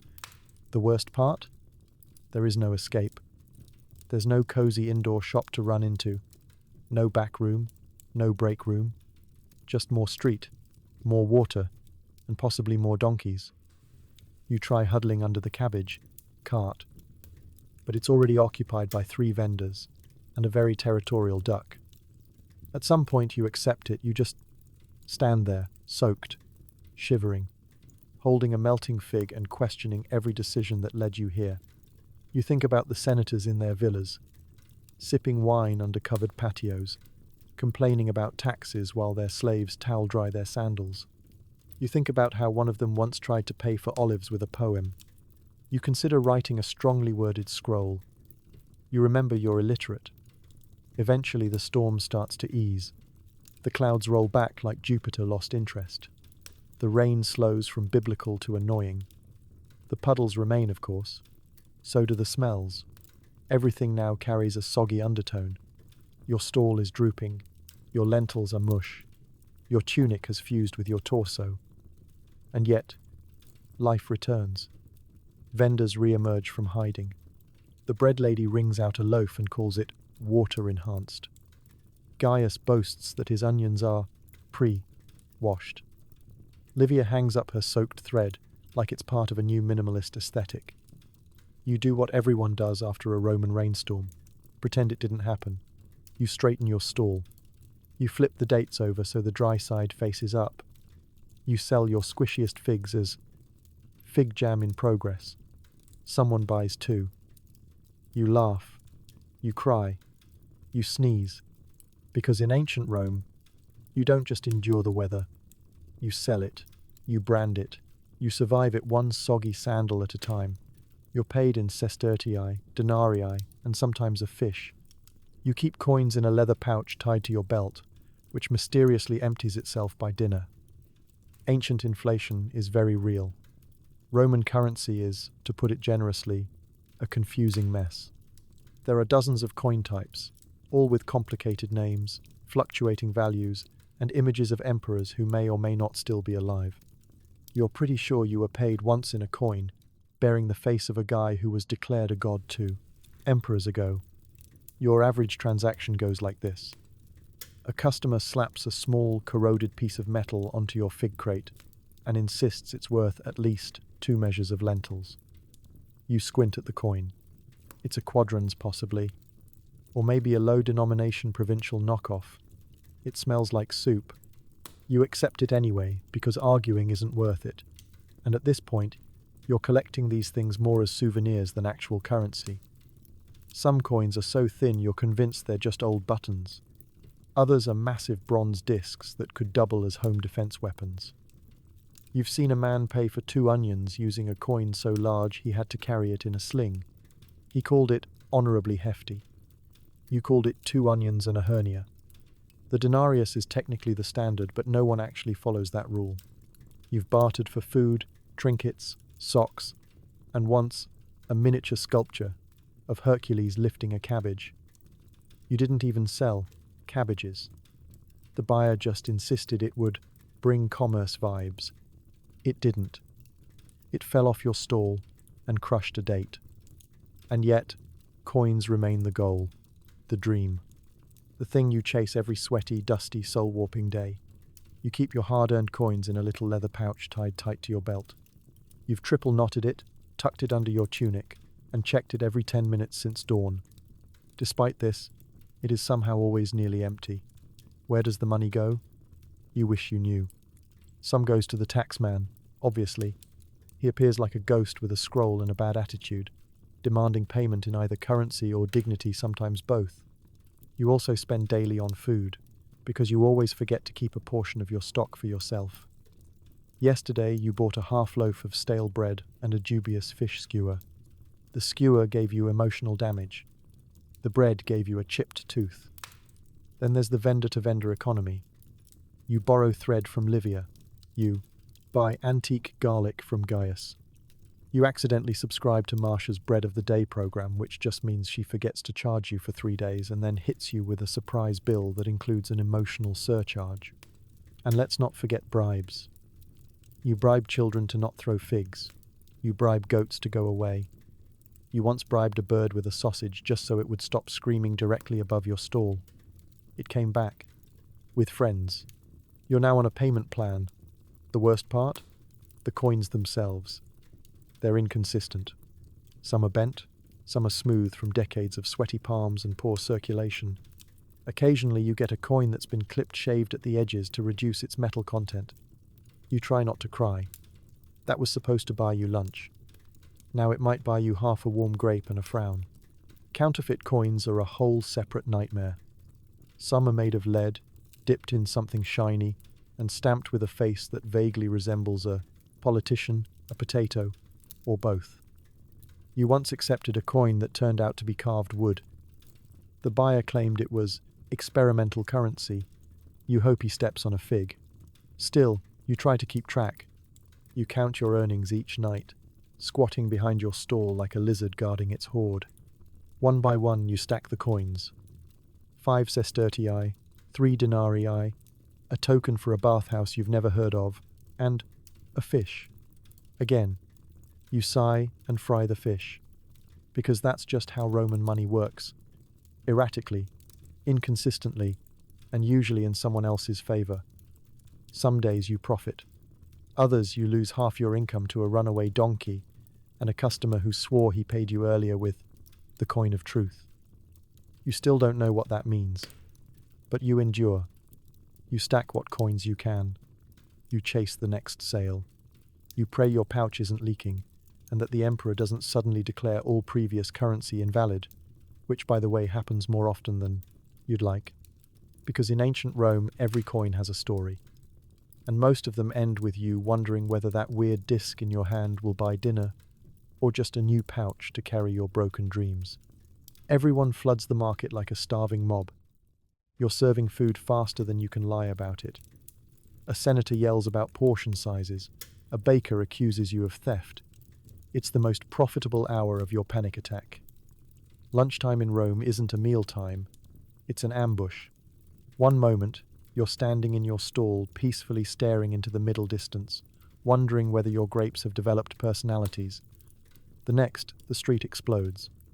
It's like someone rang a dinner bell for every worker, soldier, vendor, noble, thief, beggar, and confused donkey within a mile. And they're all hungry. It's not just a rush. It's a flood. They come fast, loud, and full of opinions. Customers start yelling before they even reach your stall. "Is that lamb or regret?" "I said no garum." "How much for the food that won't kill me?" You answer none of these questions. There's no time. You're flinging mystery skewers into clay bowls and praying no one asks where the meat came from. You don't know. No one knows. It was delivered by a guy with a limp and a grin who disappeared into the alley as soon as you paid. Your stall is suddenly surrounded. There's a senator's assistant demanding the cleanest olives, if you please, while poking each one like it owes him money. A builder wants chickpea mash, triple portion, and is already halfway through eating it before you tell him the price. A child tries to pay with a dead beetle and 3 promises. You seriously consider it. Your hands are moving faster than your thoughts. You're scooping, wrapping, slicing, pouring, all while smiling, nodding, and pretending your dried apricots didn't just hit the ground and roll directly into a donkey's nostril. People want food now, not good food. Not warm food, just food that doesn't bite back. Your biggest seller today is something you're calling vegetable surprise, which is just leftover stew with a new name and slightly more hope. It's flying off the stall. So is your last fig loaf. You didn't even realize you had a fig loaf. The stress is physical. You're sweating from your eyelids. Your tunic is sticking in places it should never stick. Someone throws a coin at your face and yells, "Thank you," without making eye contact. A jug of wine tips, spills into your lentils, and you just call it Roman fusion and sell it for double. Meanwhile, rival vendors are doing the same. To your left, the chickpea guy is singing a sales song at full volume. To your right, the meat skewer lady is setting fire to something for drama. Across the street, Gaius the onion seller has recruited a friend to juggle garlic for attention. You counter by claiming your food was blessed by Jupiter. A lie? Yes. Effective? Also yes. The chaos intensifies. Someone starts arguing about whether your flatbread is too flat. A baker accuses you of stealing his customers. You accuse him of being boring. A noblewoman asks if your boiled egg has been sun-kissed. You say yes, mostly because you dropped it earlier and didn't have time to rinse it. And then, of course, someone asks for a refund. They say your garum is too salty. You nod as if this is surprising. It's fermented fish sauce. Saltiness is literally its one personality trait. You offer them a free olive. It's not an apology. It's a distraction. In the midst of it all, you realize something horrifying. You haven't eaten. You, the food vendor, have sold everything edible in your stall and somehow forgot to save a bite for yourself. You stare at a bruised pear with longing. A child grabs it before you can. You watch it disappear into the crowd like a fruity hallucination. You're now surviving on adrenaline and the fumes of spilt wine. And just when it reaches peak madness, when the senator starts banging his walking stick and shouting about ancient lunch rites, the wave begins to recede. People drift off, bellies full, debts unpaid, egos inflated. The market exhales. You look around and realize your stall looks like it was attacked by wild boars. Your hands are sticky. Your eyes are dry. Your soul is hovering somewhere above your head, trying to process what just happened. But you did it. You survived the lunch rush. Again, you even made a little money. Not much. Not enough to fix your stall or replace your now wine-marinated lentils, but enough to buy half a loaf, a gulp of clean water, and maybe a warm corner to sit in for 5 minutes before the next round begins. Because in ancient Rome, lunchtime isn't just a business opportunity, it's a full-contact sport. And you? You're an unpaid athlete in a tunic that smells like onions, garum, and mild despair, which, come to think of it, is probably the smell of success. Some rich guy with gold trim on his toga tells you your cucumbers are beneath him. You resist the urge to throw one at him and instead say, "May Mercury bless your digestion," through gritted teeth. This is not a one-time event. It's a lifestyle. Being yelled at by a member of the Roman upper crust is essentially part of your job description. It happens so often, You've developed a series of mental techniques to cope: silent chanting, internal screaming, and imagining the senator tripping over a goat and falling into a pile of fermented fish sauce. The patricians of Rome aren't just rich, they're professionally dramatic.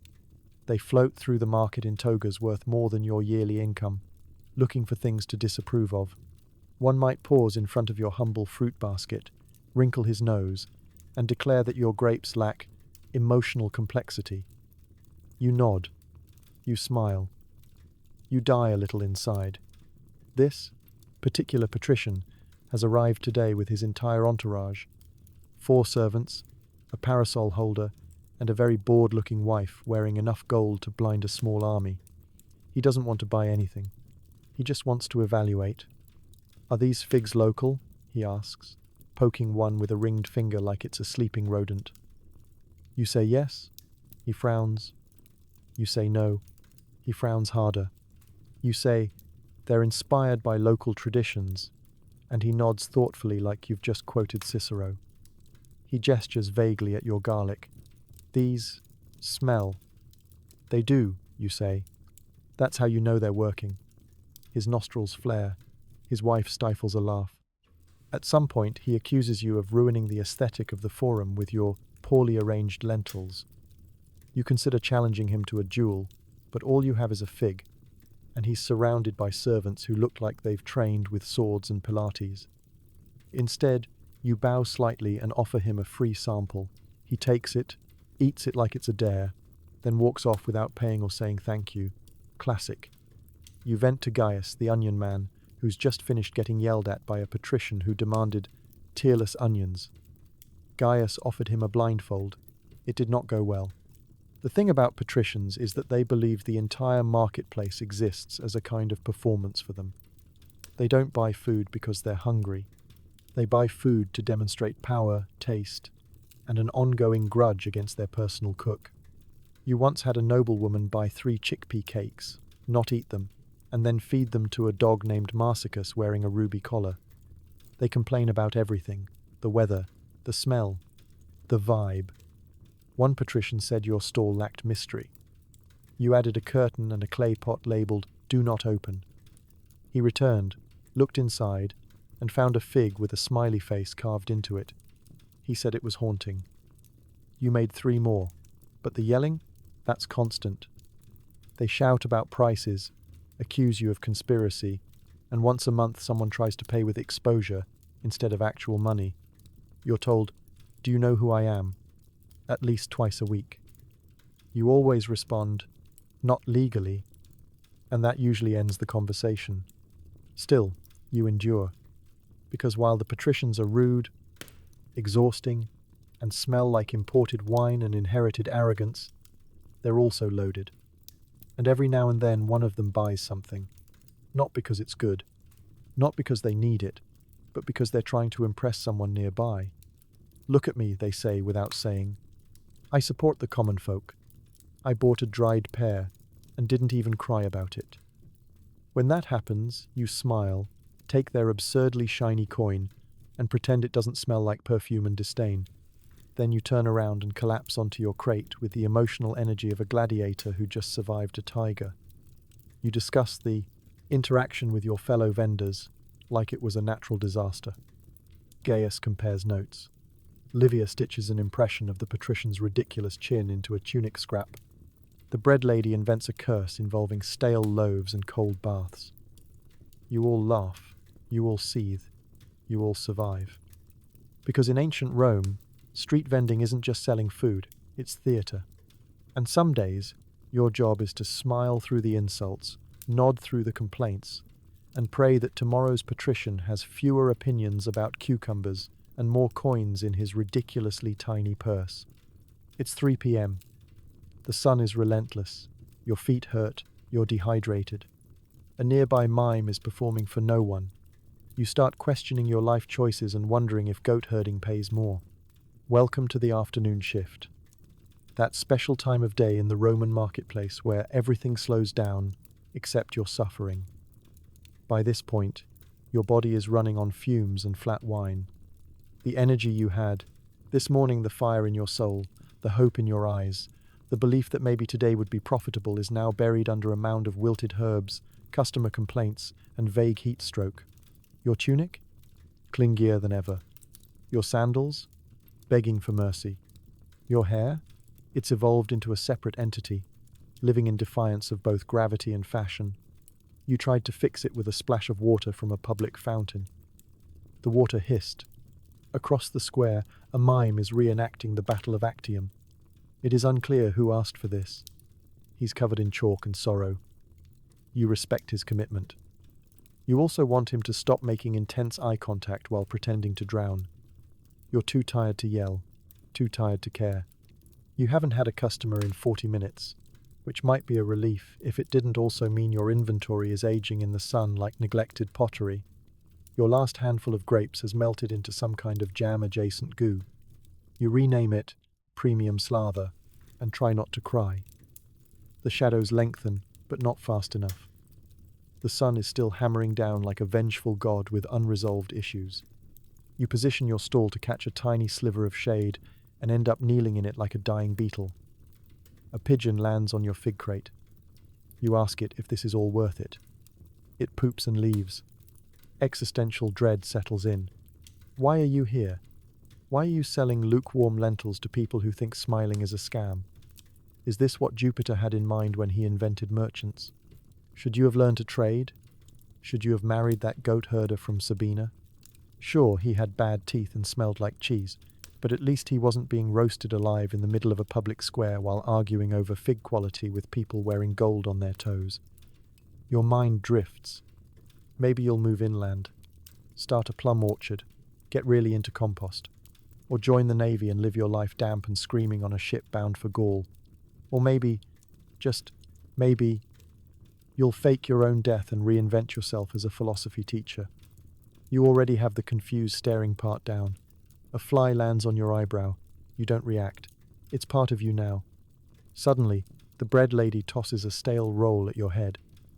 It bounces off and lands in your fig jam. You look at her. She shrugs. It's enrichment, she says. You nod. You are a zoo animal now. Gaius the Onion Man is asleep on his crate. He's somehow managed to balance a leak on his forehead. It's a kind of performance art. You're considering joining him. Maybe if you lie still long enough, customers will assume you're a statue and throw coins. Livia strolls by with a small pot of mint and the dead eyes of someone who sold 2 spools of thread in 5 hours. I'm starting a new religion, she mutters. We worship the concept of sitting down. You'd join, but that requires movement. Even the air has stopped trying. It just hangs there thick, hot, and slightly fishy. A mixture of sweat, desperation, and day-old garum floats around you like a soup no one asked for.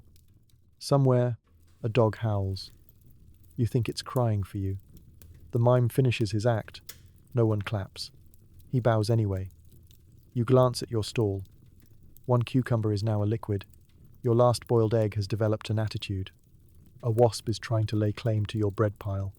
And yet, you remain. Because even in the depths of this heat-induced existential spiral, you remember something important. The day's not over. Not yet. There's still the chance for one more customer, one more sale, one more glimmer of validation that you exist, and are, technically, employed. So you sit up straight. You wipe the sweat from your brow. You scoop up the jam bread fusion and rebrand it as artisan. You adjust your tunic and tell yourself that yes, goat herding does pay more, but it also involves goats. And you're not there yet. Because in ancient Rome, the afternoon slump is a rite of passage. And if you can survive 3 p.m., with your dignity, your olives, and your sense of humor barely intact, you can survive anything. You catch the eye of a fellow vendor. She sells olives. You sell onions. It's not romantic, but it's something. A flirt here, a nod there, and then back to arguing with someone about stale chestnuts. Love in ancient Rome doesn't come wrapped in poetry and rose petals. It comes wrapped in sweat, sunburn, and the smell of fermented lentils. Romance is a fleeting thing, occasionally interrupted by a passing goat or a customer who insists that your figs are haunted. But still it's there, hiding in the chaos. She stands 3 stalls down. Her name might be Tulia or Julia. You're not sure. Her sign is smudged, and you've never been brave enough to ask. But her olives are plump, her hands are quick, and she once threw a rotten plum at a patrician who insulted her prices. You've been captivated ever since. You see each other every day. That's the rhythm of market life. Eye contact during setup. A shared shrug when it starts raining. The occasional glance when a mime does something too dramatic. It's the kind of slow-burn affection that only exists when neither of you has had lunch, sleep, or a break in 3 years. Your courtship is mostly practical. You hand her a bundle of herbs when hers wilt in the heat. She tosses you an extra handful of olives when you look like you might pass out. She once helped chase off a pigeon that tried to steal your garlic. You offered her a discount on onions. She declined. Respectfully. Sometimes you try to impress her by stacking your onions artistically. It never works. One always rolls off and hits a child. She tries to arrange her olives in a heart shape. Customers just assume it's a sale and grab a handful. Still, there are moments. A wink across the stall line. A smile exchanged when the tax collector trips over his own toga. A soft good luck before the lunch. Rush. You live for those seconds. They carry you through the endless bargaining, the shouting, the heat, the existential crisis triggered by your reflection in a puddle. Your friends have noticed. Gaius, the onion man, tells you to go for it before she marries the date seller with the strong jaw. Livia, ever the realist, says, love is a distraction unless he can sew. The bread lady just winks and mutters something about yeast rising. You pretend not to understand. You haven't said anything to her. Not really. You've traded words, sure, practical things. Want to swap fig leaves? Your stall's crooked again.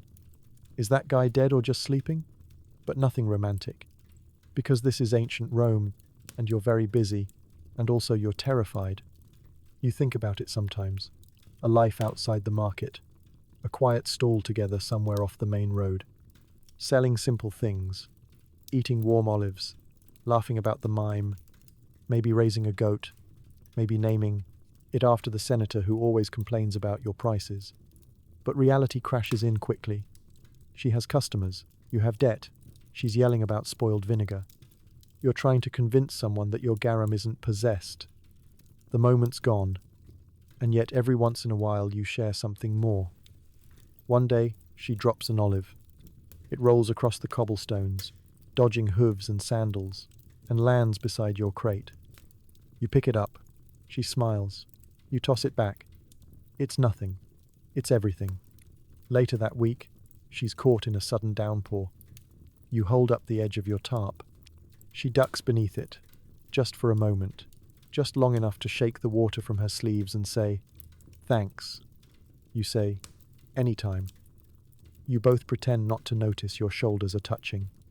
The next day, you find a single olive left at your stall, placed carefully, with intention. No note, no explanation, just a quiet gesture that says, I see you. I notice you. I threw this at a child who tried to steal it, so it's definitely special. You don't respond right away. You panic, obviously. Then you leave one of your best onions clean, round, not overly weepy on the edge of her table. She doesn't say anything. But later, she gives you a fig you didn't pay for. This is your love story. Not dramatic, not poetic, just real. Just 2 exhausted humans trying to make a living in the loudest corner of the ancient world, stealing seconds of tenderness between shouting matches. Because in ancient Rome, romance doesn't come with music and roses. It comes with olives, onions, and the courage to smile at someone across the marketplace, even when your tunic smells like old wine and desperation. Someone asks if you have goat blood, not touched by sunlight. Another wants wine that speaks Latin. You nod politely and say, come back tomorrow, which is ancient Roman for no. Because at some point in the street vending profession, you stop being surprised by what people ask for and start quietly evaluating how much you could charge them if you did have what they're looking for. The line between honest trade and creative storytelling is wobbly, very wobbly. Today, a man in a crooked wreath approaches your stall and whispers, "Do you sell dream figs, the kind that makes you hear Jupiter's voice?" You stare at him for a beat, then gently direct him to the spice vendor across the street. He sells actual hallucinations, but only on Tuesdays.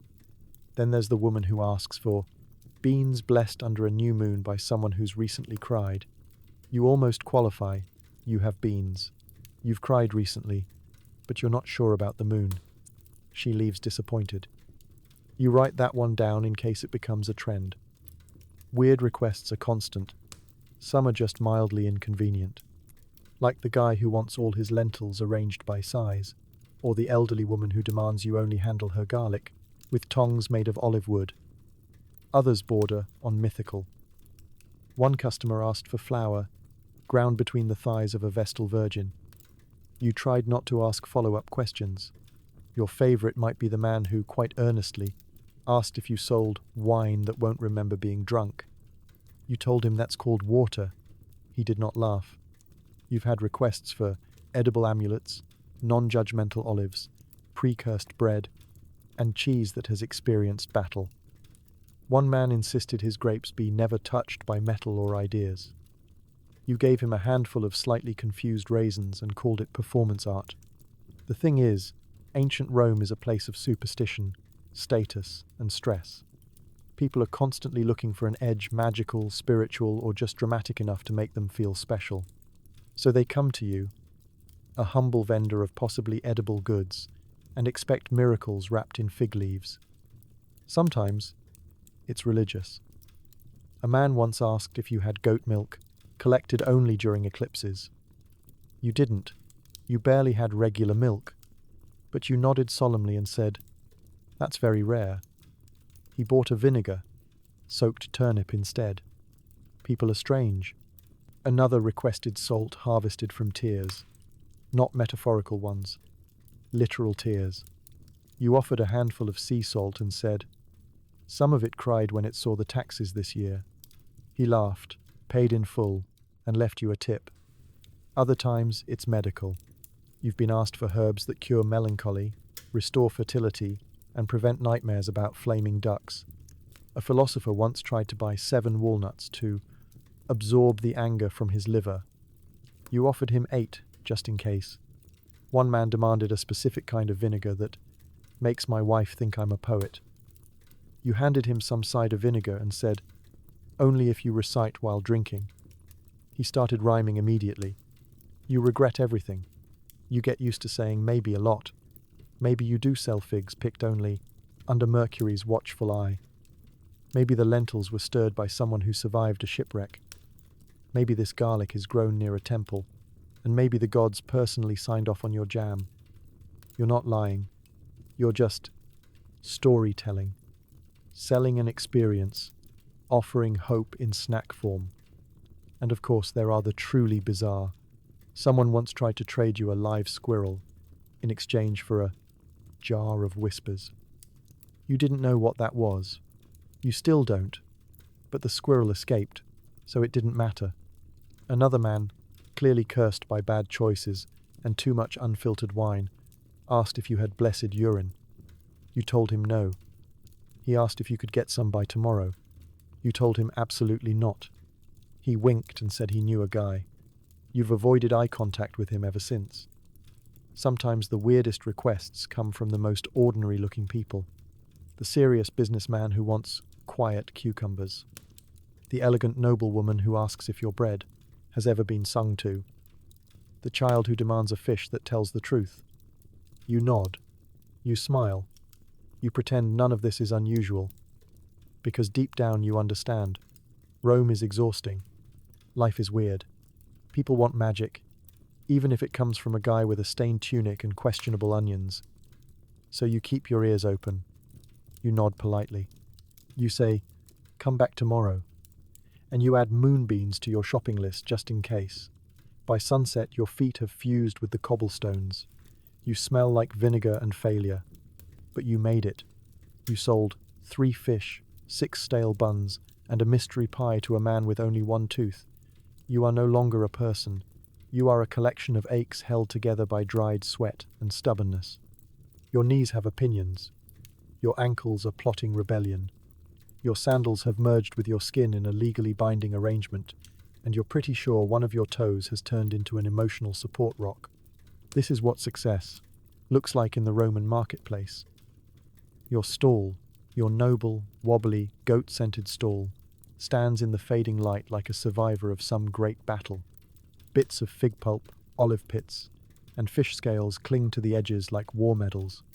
The fabric canopy you rigged with twine and whispered threats has collapsed a total of 3 times today, once directly onto a senator's wife. She did not tip. The sun is finally retreating, slowly disappearing behind a haze of soot and dramatic clouds. You want to cheer. You want to cry. You want to lie down directly in the nearest water trough and sleep until Jupiter personally drags you out. Instead, you start packing up. Every item is either sticky, cracked, or suspiciously lighter than it was this morning. Your fig crate is now home to 3 bees and a lizard. You leave them be. They've earned it. Your coin pouch jingles with the bittersweet weight of survival 9 sestertii, a button, and a piece of flatbread someone gave you as change. You begin the slow process of folding your cloth coverings, even though every joint in your body is screaming.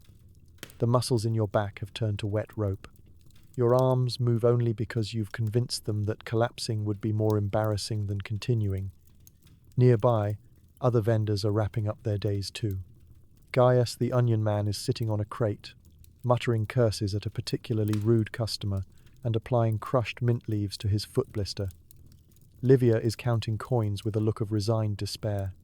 The mime is still performing alone, of course reenacting what appears to be a romantic breakup between 2 loaves of bread. You nod respectfully. He's clearly having a rough day too. You look down at your feet. Or rather, you attempt to.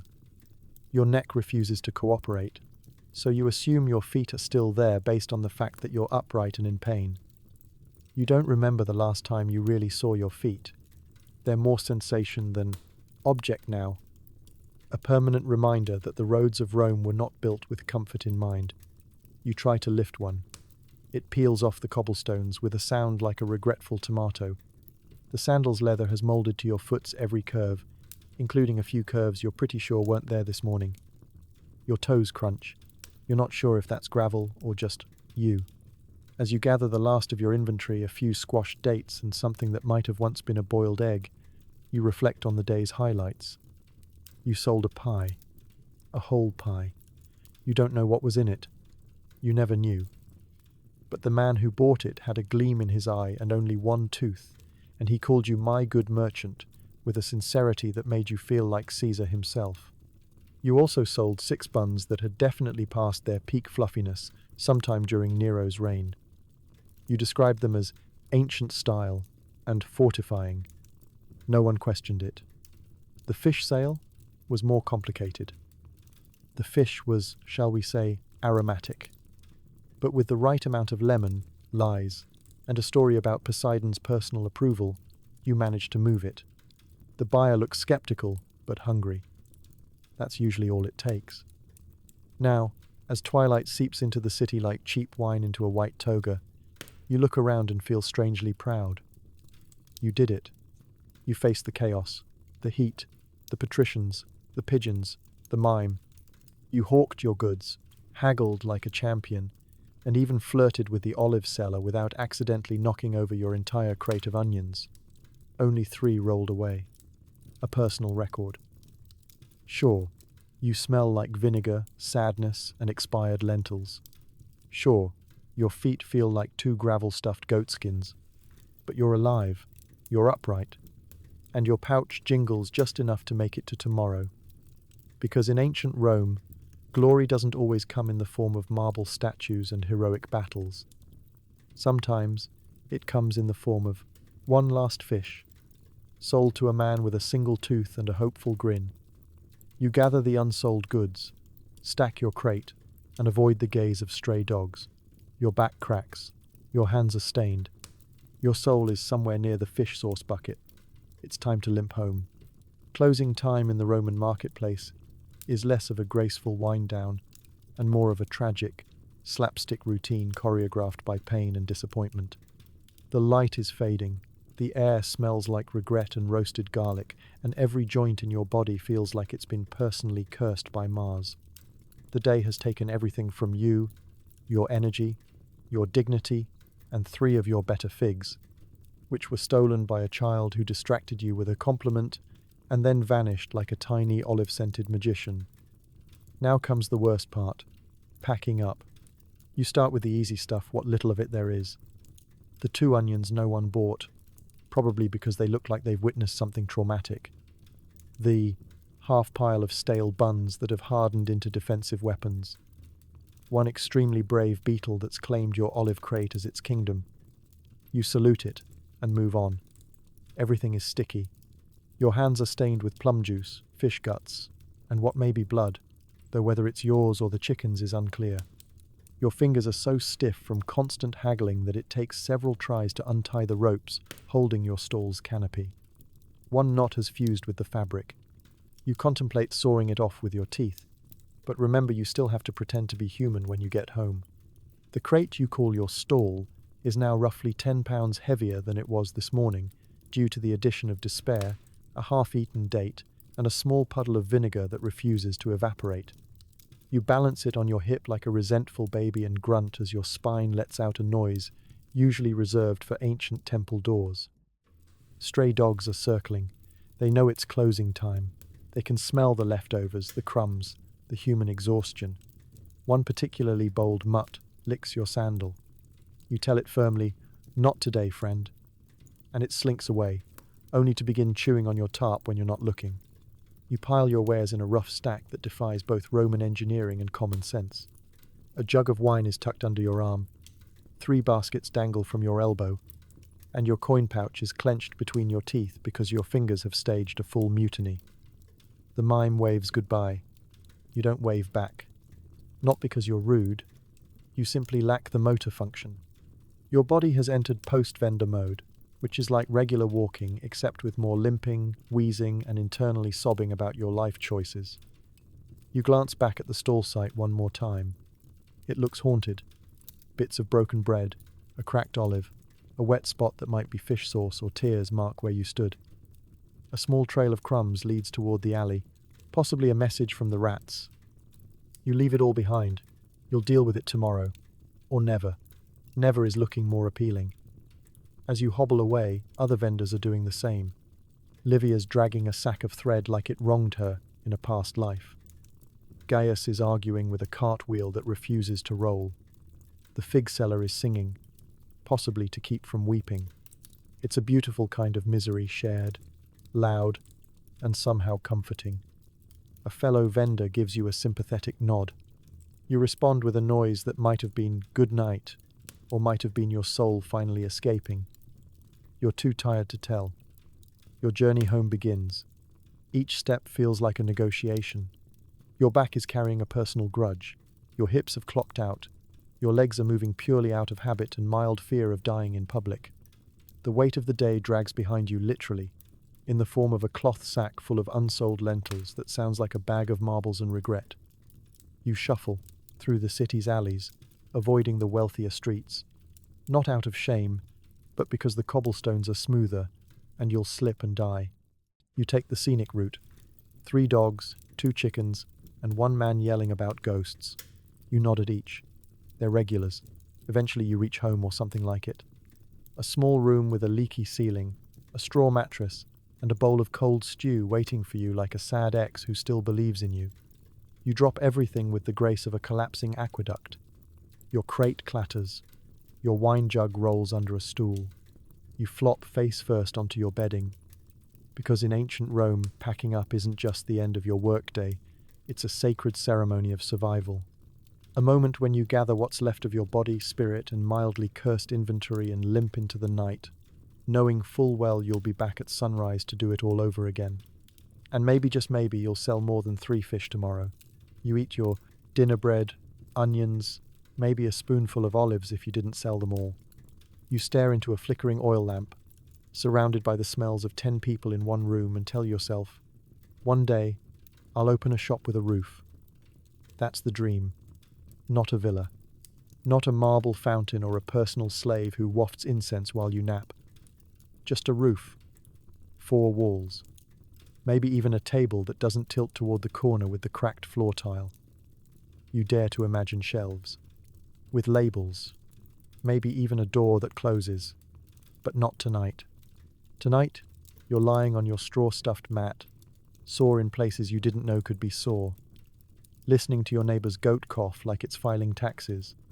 The room is a tapestry of smells, feet, garlic, damp wool, and the ever-present perfume of Roman public hygiene, barely, their cleanliness mixed with the ghost of yesterday's garum. Your fingers still smell like onions. Your back has fully committed to becoming a right angle. You're trying to remember if you ever sat down today, and if so, for how long, and whether it involved something resembling food, or just collapsing behind your stall during a lull and accidentally chewing a fig stem for energy. Around you, your roommates are doing much the same.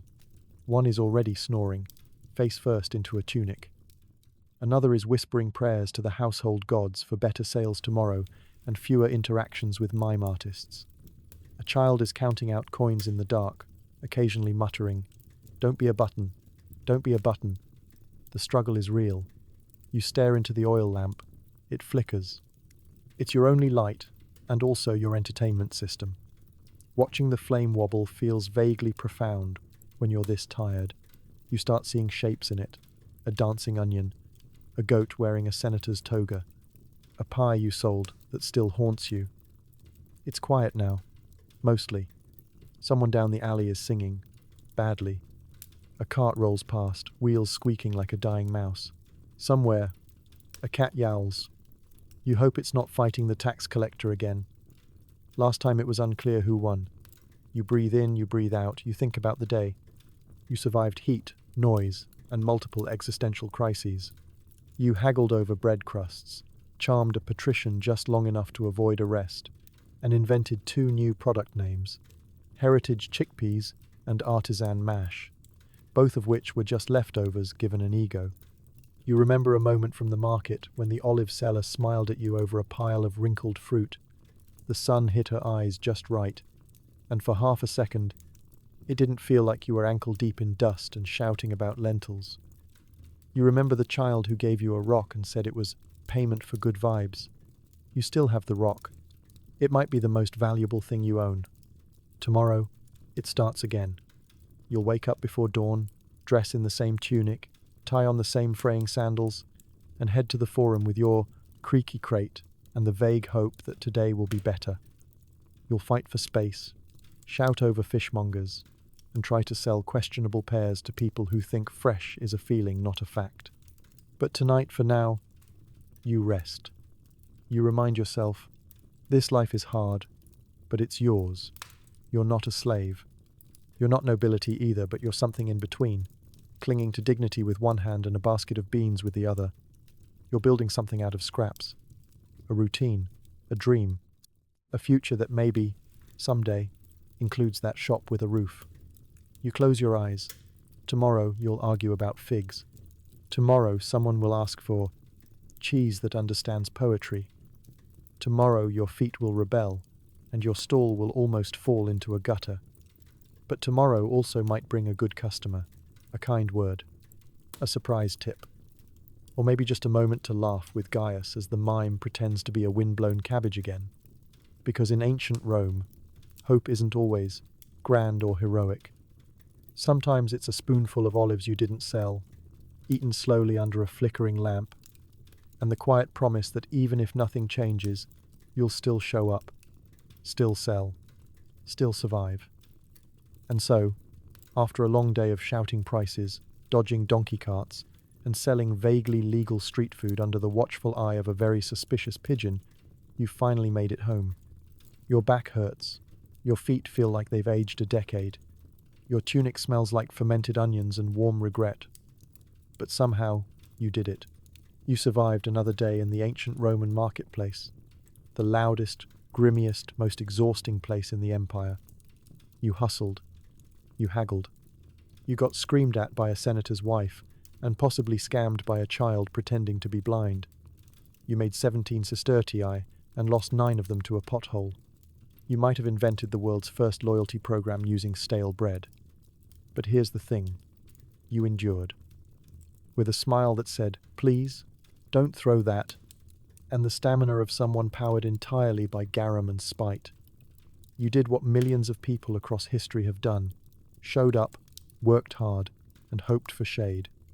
So tonight, as you lay your modern head down on a soft pillow, with clean sheets, indoor plumbing, and absolutely no fermented fish sauce within smelling distance, maybe send a quiet thank you to the anonymous street sellers who paved the way with calloused hands and suspicious pastries. Because history isn't just war and emperors. It's survival. It's the people who sold onions, tripped over cats, and woke up before dawn just to make it one more day. Sleep well. You're not in the marketplace anymore. The shouting has faded, the oil lamps are out, and tomorrow? That's a problem for future you. Good night.